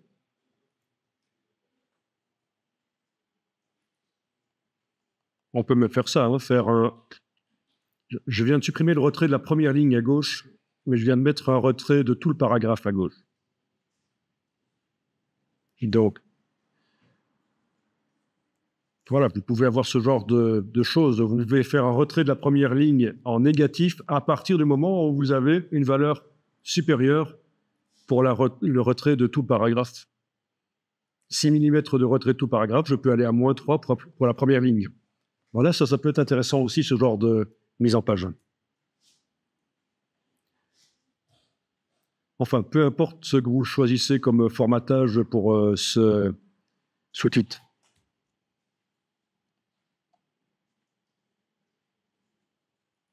Et alors, une fois que vous avez fait un peu de modification sur le sous-titre, vous allez créer un style de paragraphe qu'on va appeler titre de second niveau.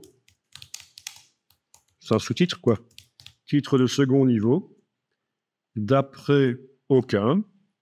Il me met d'après corps du texte parce que je l'ai démarré au départ d'un paragraphe qui utilisait le style corps du texte.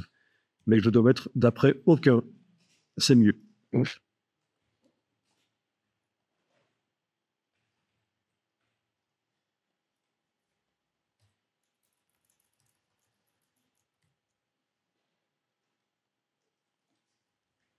Alors, si vous voulez, si vous avez un peu de temps, c'est pas obligatoire, vous pouvez, en n'ayant rien qui est sélectionné, j'ai cliqué à côté de tout, vous pouvez remettre de l'ordre ici dans la palette des styles et paragraphes.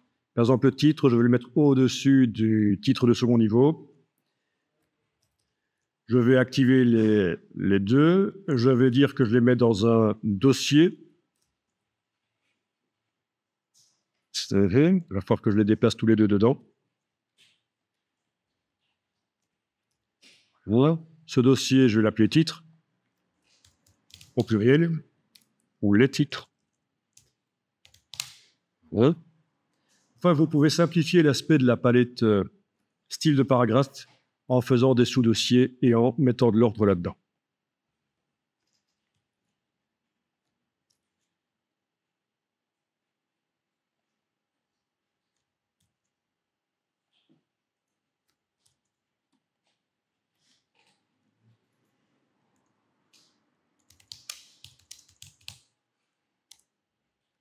Écrire.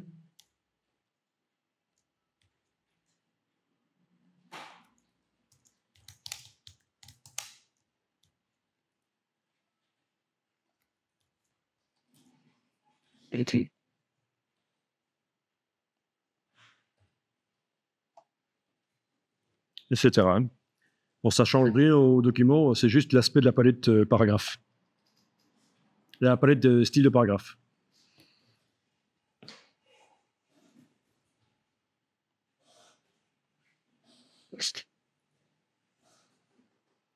Alors, on y va pour la numérotation des sous-titres.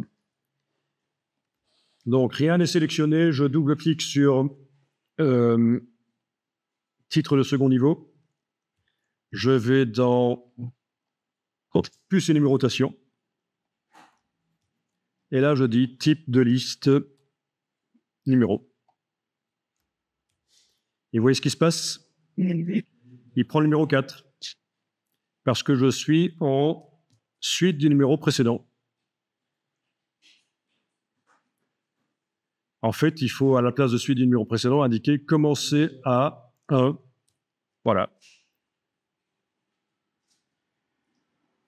Et donc là, le premier sous-titre porte le numéro 1. Bon, donc ce qui serait bien, c'est que le sous-titre porte d'abord le numéro du titre, 03, puis un tiret, puis le numéro 1. C'est ce qu'on va faire ici. Il faut aller éditer ici les choses. Je vous rappelle que le signe chapeau et dièse ici, c'est le numéro que prend le sous-titre, numéro 1.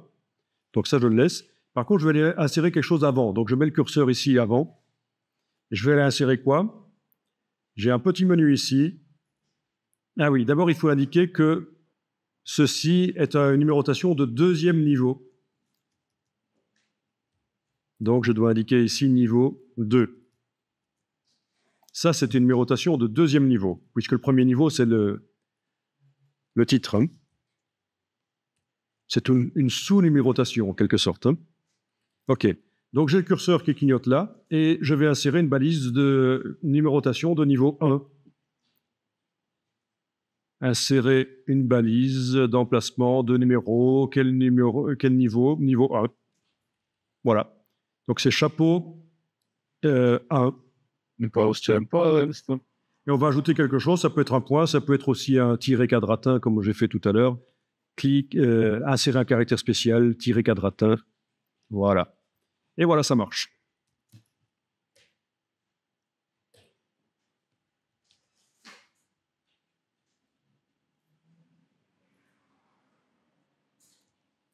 OK? Bon, je vais aller supprimer la tabulation ici et le point, et également insérer un tiret quadratin. Voilà. Et voilà. Ah oui, et la numérotation, je vais la faire comme l'autre, 0.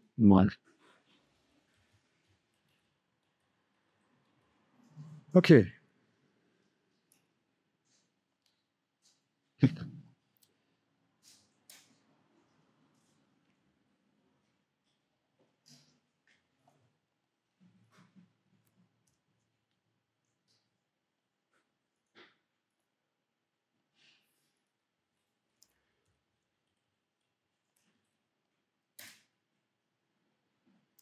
Bon, là, j'ai juste fait en sorte que le titre de second niveau s'étende sur 2 colonnes.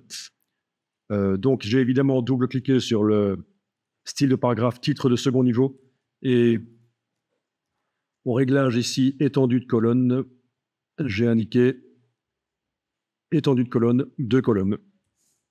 Ça, c'est juste un choix. C'est vous qui voyez comment vous gérez.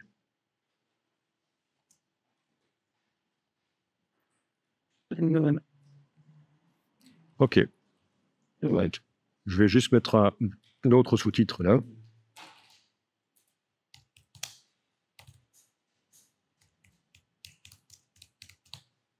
Allez. Ouais. Bon, finalement, c'est pas génial sur 2 colonnes.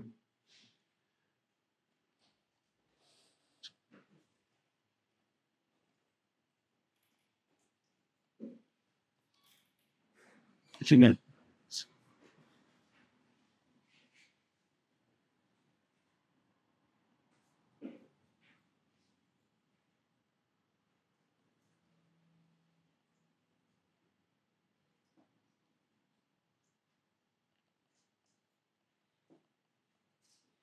Yes.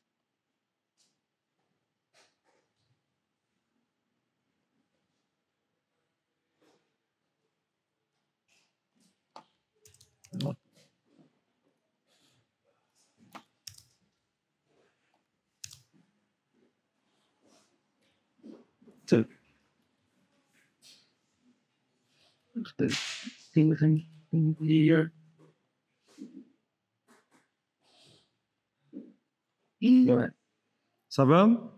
Non, pas c'était comme on la TikTok le style et un soin 0 Spark, ça a 0. Ah, il reste toujours à 0. Ah ben chez moi aussi, tiens. Pourquoi est-ce qu'il reste toujours à 0 hein? Voyons un peu ça. Plus et numérotation. Suite du numéro précédent, ça devrait être ça en fait. Voilà, ça marche avec suite du numéro précédent. Ça marche maintenant. Oui, donc l'option là, commencer à. Oui, commencer à, c'était bien quand on n'avait pas encore mis le niveau 1 dedans. Mais là, pour le titre de second niveau, je suis allé mettre mode suite du numéro précédent. Voilà. OK.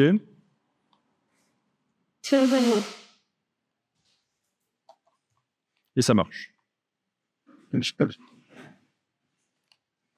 Alors, si j'en mets un de sous-titre avant le grand titre 3, voyons ce que ça va donner.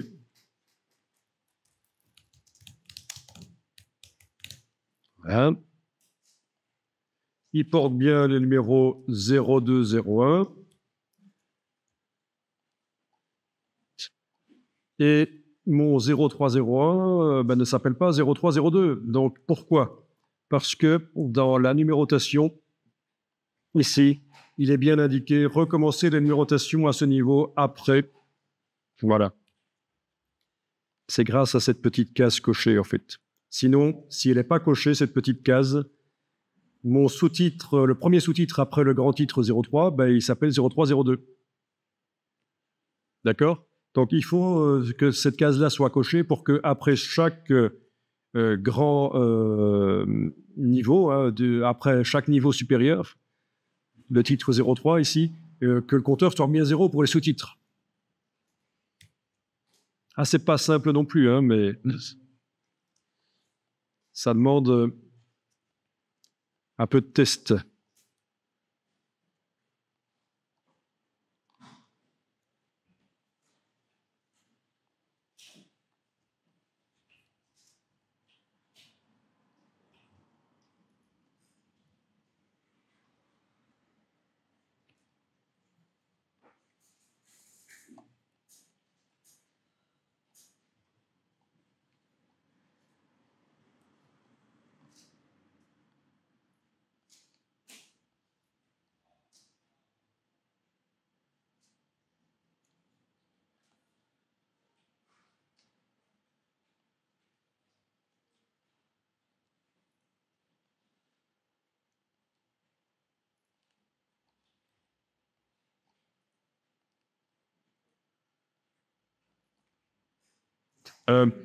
Il arrive parfois que le titre de second niveau termine en fin de colonne.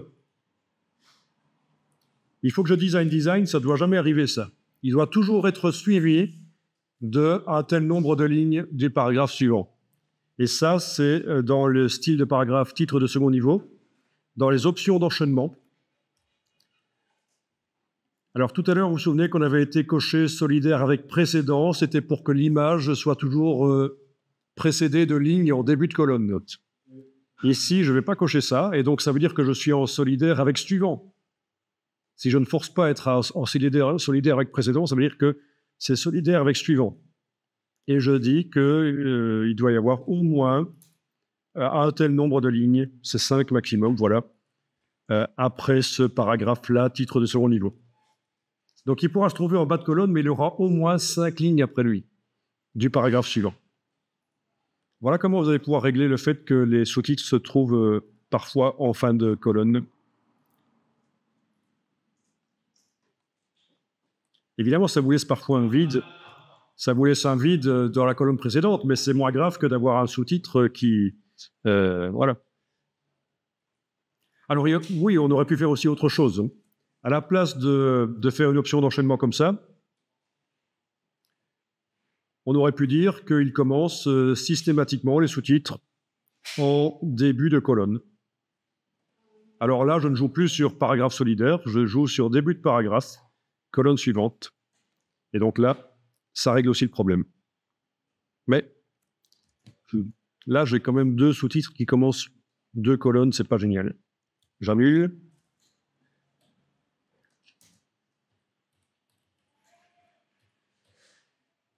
Oui. Donc, en faisant plutôt le paragraphe solidaire 5 lignes et début de paragraphe n'importe où, ça me paraît finalement mieux parce que j'ai un sous-titre là, un autre là. J'ai pas de risque d'avoir... Enfin, ça peut arriver, mais j'ai pas 2 sous-titres systématiquement en début de colonne, l'un à côté de l'autre. Tout ça fait partie de la mise au point de la maquette de la publication. Ça vaut la peine de la mettre au point si vous allez régulièrement ressortir une édition des magazines, évidemment, mais ça prend beaucoup de temps.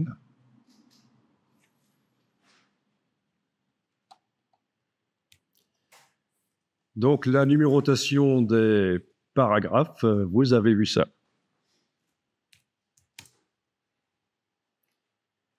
Alors, les différents niveaux de titrage. Grand titre ici et puis le sous-titre sont utilisés quand on doit faire la table des matières. Qu'ils soient numérotés ou pas, ça n'a pas d'importance, ça marche. Donc ici, on les a numérotés, c'est bien, mais ça marcherait aussi la table des matières si on ne numérote pas.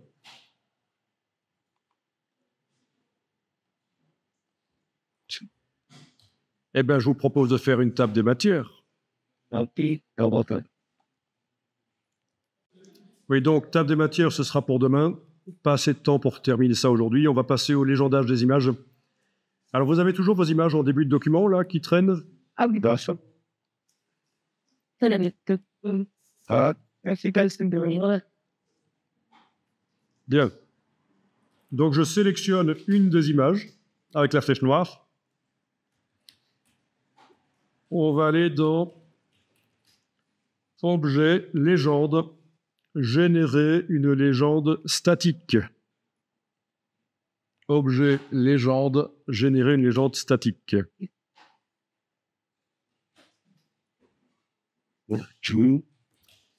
Alors, ça vous a fait quelque chose. Ça vous a mis un bloc en dessous, en fait.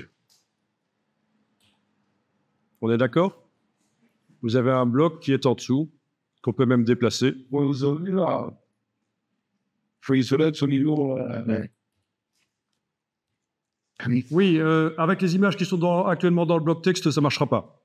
Si on veut faire une légende, il faudra les sortir temporairement et mettre la légende, puis les remettre dedans. Oui, oui, si on essaye avec une image qui est là, dans le flux, objet, légende, bon, c'est grisé, oui.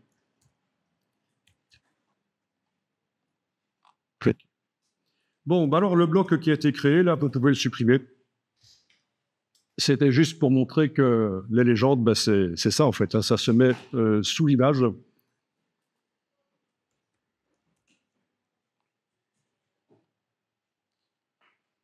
Alors, vous allez créer un bloc texte là, manuellement sous l'image, et vous allez taper du texte. Voilà, ceci est une légende d'image, par exemple, n'importe quoi. Et on va mettre au point l'aspect de la légende, un style de paragraphe pour les légendes.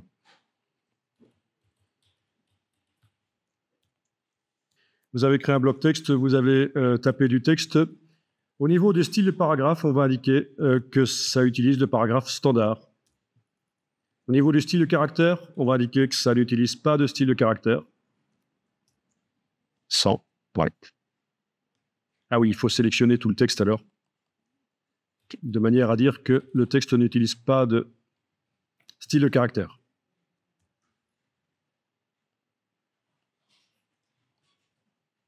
OK. Pas de style de caractère et paragraphe standard. Et là, vous allez mettre au point donc l'aspect en changeant la police de caractère, la dimension.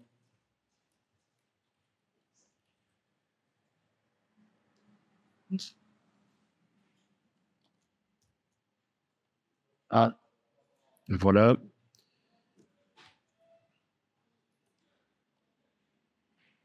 Rapidement fait. Une fois que vous avez à peu près un truc valable, mais il ne faut pas que ce soit super valable, hein, c'est juste parce qu'on va pouvoir le modifier après. Hein. Et vous cliquez dans le texte et vous créez un style de paragraphe qu'on va appeler légende. Nouveau style de paragraphe. Légende. D'après aucun style, c'est parfait. Voilà, il est là. Et on peut supprimer le bloc avec le texte à l'intérieur. C'était juste pour mettre au point le style de paragraphe.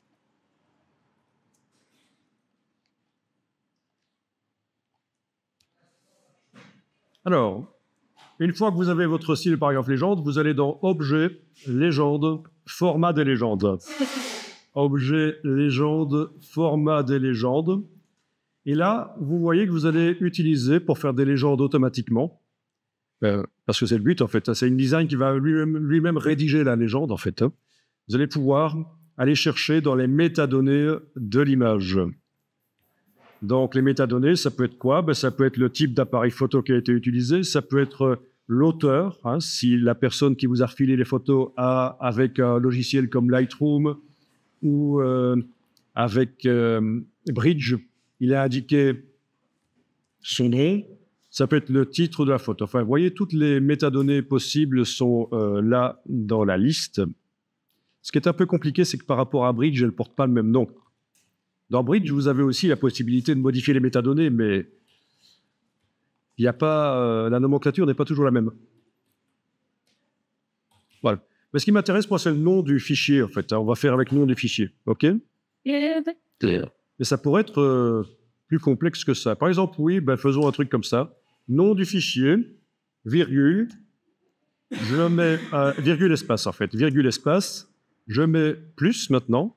Donc, j'ai la suite du texte et qui va être quoi? Ben, par exemple, la taille du fichier. Voilà, taille du fichier. Avec un point, voilà. Et on pourrait en ajouter comme ça plein. Ça peut être des légendes qui commencent à être très grandes, hein, s'il y a plein d'informations. OK. Ça va être sous l'image. Vous voyez qu'on pourrait la mettre à gauche, à droite, au-dessus aussi. Mais je vais la mettre sous l'image. Avec un décalage de 0. D'accord. Le style de paragraphe que ça va utiliser, ben, je vais l'indiquer puisque je l'ai mis au point. Ça va être légende. Légende, voilà. Si vous cochez ceci, le bloc de légende va être automatiquement groupé avec le bloc de l'image. Ça va faire un groupe. Si vous ne cochez pas, vous avez la possibilité de faire en sorte que les légendes aillent sur un calque spécialement que vous avez créé pour les légendes. Vous créez un calque légende et là, vous indiquez « J'envoie les légendes vers un calque légende ». À quoi ça sert? Eh bien, vous allez pouvoir faire 2 versions de votre document, une avec les légendes sous les images et une sans les légendes, si vous voulez. Ça peut être intéressant parfois d'avoir cette possibilité de désactiver d'un coup, en enlevant l'œil en face du calque, vous désactivez toutes les légendes sous les images. Bon, ici, ce que je vais faire associer la légende et l'image. Alors évidemment, logiquement, l'option envoyer vers un certain calque ne marche plus, hein, puisque on ne peut pas avoir 2 blocs groupés ensemble qui sont sur 2 calques différents. Ils sont sur le même calque, forcément. Alors je teste, je fais OK. Non, je fais OK pour valider ce que je viens de faire. Maintenant, je vais tester. Je sélectionne l'image avec la flèche noire, objet, légende, générer une légende statique, et voilà. Et ça n'a pas marché comme ça devrait. Ah, mais il y a un style imbriqué. Oui, à mon avis, c'est ça le problème. Bon, j'annule ça. Dans le style de paragraphe légende, à mon avis, j'ai le style imbriqué. Je double-clique sur le style de paragraphe légende, je vais dans lettrines et style imbriqué. Non, il n'y a pas le style imbriqué. Alors, pourquoi il me fait ça? OK. Alors, je vais décocher ça. Style de caractère sous. Je réessaye. Légende, générer une légende statique. Ouais, là, ça a marché. Bon, ben, dans la palette style de caractère, vérifiez bien, avant de faire la légende, qu'elle est réglée en 100. Sans style de caractère. Voilà. Alors, c'est pas génial. J'annule. Je remodifie dans Objet, Légende, le format des légendes. Je vais faire quand même un décalage de 1 mm ou 2 pour qu'elle se place un peu plus loin du bord de l'image. OK. Mon bloc image est toujours sélectionné. Je fais Objet, Légende, générer une légende statique. Et voilà. Et donc, voilà à quoi ça va ressembler, les légendes sous les images. Oui, évidemment, on ne les voit pas là. Ça va? OK. À partir de là, on ne sélectionnera rien du tout. Je peux aller double-cliquer sur le mot, sur le style de paragraphe, sur le style de paragraphe légende, et tester un peu. Tiens, qu'est-ce que ça donne si je diminue les caractères là? Voilà. Qu'est-ce que ça donne si on change la police, etc.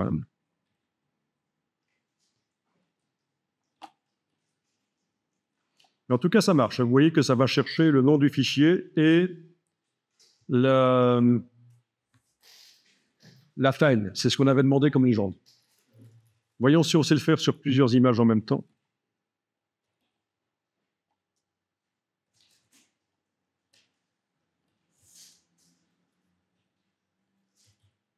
Voilà, ça marche. J'ai sélectionné plusieurs images en même temps, 3 images, et il me l'a fait sur les 3. Quand même très pratique, ça. Hein. Ça veut dire que si vous devez faire des publications avec des centaines d'images, vous allez pouvoir, malgré tout, sous les images, indiquer le nom de l'auteur, l'endroit où ça a été photographié. Il suffit simplement que quelqu'un, au départ, ait modifié les métadonnées. Certains appareils photo intègrent dans les métadonnées les coordonnées GPS. Ça peut aider aussi.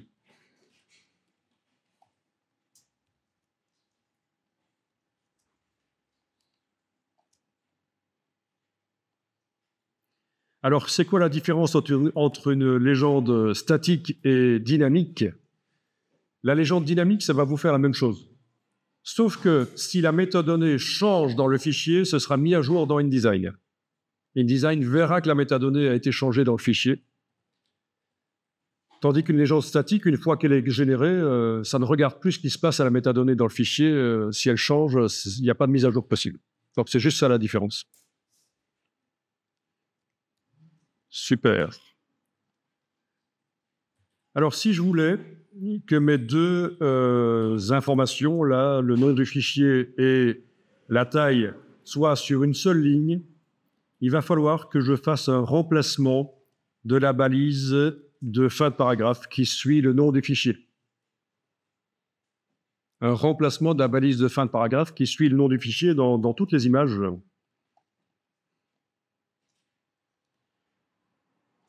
Bah, je vous montre comment on fait. Édition, rechercher, remplacer. Je recherche quoi? Je recherche, j'ai mon petit gizmo ici qui me sert à aller indiquer ce que je recherche. Je recherche une fin de paragraphe. La fin de paragraphe dans les champs rechercher, remplacer, c'est comme ça qu'on l'indique. Je ne suis pas obligé de savoir parce que j'ai le petit gizmo qui me permet d'aller indiquer ce que je veux rechercher. Je recherche une fin de paragraphe et je remplace par un espace. Donc je mets un espace ici. Je recherche dans le document. Oui. Je pourrais chercher dans plusieurs documents ouverts s'il y en avait plusieurs ouverts. Mais alors, ce qui est intéressant, attention, c'est qu'il faut cibler. Parce que si je fais ça, tous les fins de paragraphe de mon article vont disparaître et être remplacés par des espaces. Ça ne va pas aller. Hein? Allez, si je fais tout remplacer, là, voilà. Il m'en a trouvé 175. Donc, c'est évidemment la cata au niveau de l'article. Tout se suit, en plus, ça a pris le style du titre. Bon, j'annule ça. Non, il faut faire un recherche et remplacer et cibler et dire qu'on restreint la recherche à un certain style de paragraphe. Super intéressant, donc cette fonction, c'est l'occasion de le voir. Hein, c'est pas seulement quand on fait du légendage d'images que ça va servir.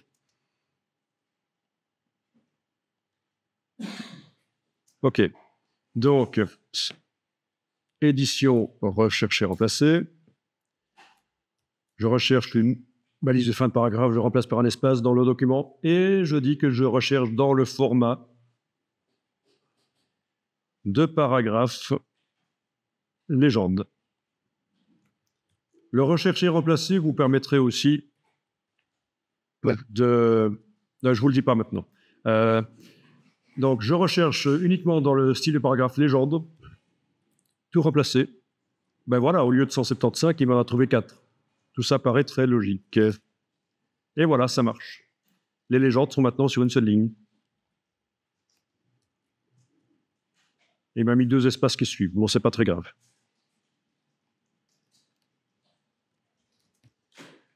OK.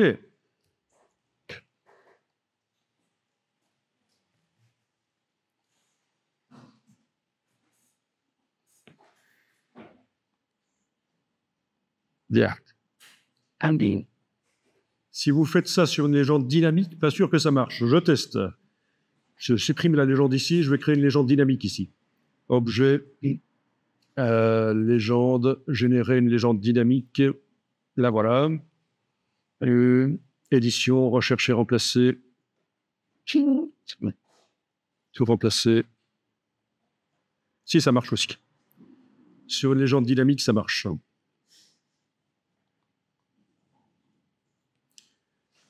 Par contre, ce qui ne marche pas avec les légendes dynamiques, à moins qu'ils aient réglé le problème, mais c'est faire une table des matières continue. Page, table des matières. Dans le générateur de table des matières, vous avez une option qui s'appelle continue. Ah oui, il faut demander plus d'options aussi. Plus d'options. Voilà, continue. Ça sert à quoi? Mais ce n'est pas pour faire une table des matières qui indique les titres et les sous-titres du document. C'est quand on veut faire des crédits photos. À la fin du document, vous avez une liste des auteurs et vous avez l'indication de où se trouve la photo, quel est le titre. C'est un crédit photo, quoi. Ça peut être fait automatiquement avec une table des matières comme ça. Continue. Continue, ça veut dire qu'il n'y a pas de retour à la ligne. C'est... No click with Ken. Hein? Il n'y a pas de... Si, il faut cliquer sur plus d'options. Vous aurez continue qui sera... voilà. Dans page table des matières, plus d'options, vous aurez l'option continue. Et donc, avec les légendes dynamiques, je pense que ça ne marchera pas. Ça ne marchera qu'avec les statiques. Mais ça, c'est super pratique aussi. Vous pouvez avoir en fin de document toute une page avec la liste des photographes et où se trouve, à quelle page se trouvent leurs photos. On peut avoir plusieurs tables des matières dans le même document. Une table des matières pour les titres, sous-titres, une table des matières pour les photos. OK. Alors, voyons un peu ça. Légende. Ce que je vais faire ici, c'est faire en sorte que le texte soit un peu plus à gauche. Voilà. OK. Ah, je pourrais même l'aligner à droite, ce serait pas plus mal. Aligner à droite. OK. Et faire en sorte qu'il soit un peu plus à droite.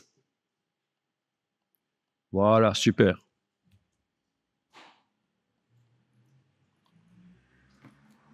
Amusant, ça. Enfin, utile surtout.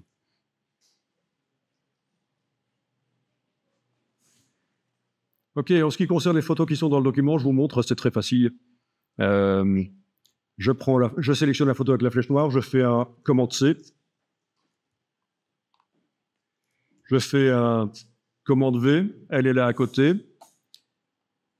En fait, il vaut mieux avoir pensé à faire les légendes avant de les insérer dans le flux du texte, si possible. Alors, objet légende, générer une légende statique. Voilà, c'est là. Et donc, comme j'avais demandé en plus que ce soit groupé, les deux sont groupés. Vous avez les petits pointillés qui vous indiquent que c'est un groupe. Les groupes dans InDesign, ça va vous gérer? Les groupes dans InDesign, vous pouvez dégrouper avec le menu Objet dissocié. Pour créer les groupes manuellement, c'est Objet associé, bien sûr. Et pour voyager dans les groupes, vous avez soit la flèche blanche en enfonçant la touche Alt, c'est comme dans Illustrator, vous aurez la flèche blanche plus qui permet d'avoir accès aux éléments dans un groupe. OK.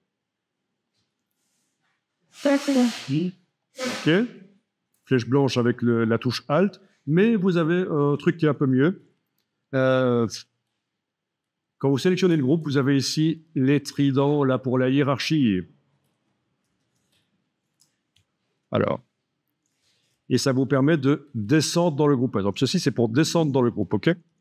Descendre dans le groupe. Une fois que vous êtes descendu, vous avez la possibilité de voyager dans tous les objets du groupe, dans un sens ou l'autre. Donc, vous voyez que là, c'est l'image qui s'active, là, c'est la légende. Évidemment, il n'y a que 2 objets dans ce groupe, donc voilà. Il n'y a pas grand-chose à sélectionner, en fait. Une fois qu'on a sélectionné l'objet qu'il faut, on fait les opérations qu'on veut dessus, et puis si on veut remonter en dehors du groupe, c'est le trident de hiérarchie ici, voilà. Donc ça peut être utile pour voyager dans les groupes, parce que là aussi, j'ai vu des gens qui dégroupent quand ils doivent avoir accès à certains objets dans un groupe. C'est un peu ennuyeux, il vaut mieux utiliser ça en fait. OK, alors, Là, je vais sélectionner donc le groupe. Je fais commande X, voilà. Je vais sélectionner le contenu, l'image, avec l'outil texte, en fait. Avec l'outil texte, je sélectionne l'image dans le flux du texte. En positionnant le curseur à la droite de l'image, entre la balise et l'image, je fais un clic et glisser vers la gauche. Voilà. Je colle. Et voilà, j'ai l'image, mais avec cette fois-ci sa légende. Oh. Ouais. Parfait.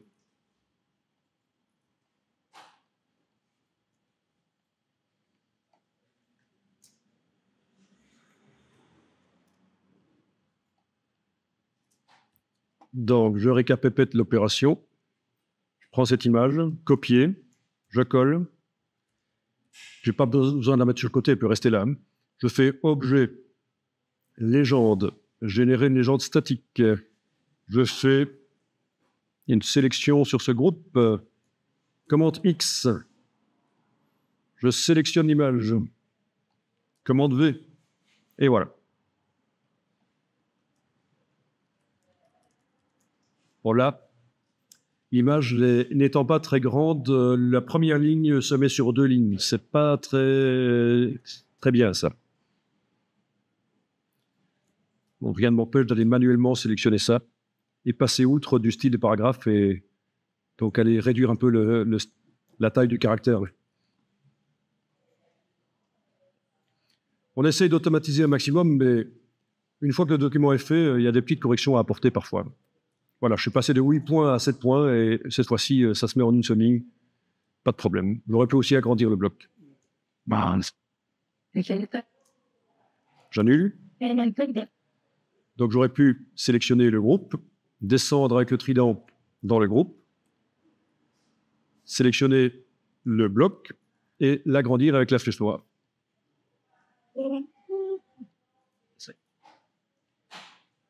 Voilà.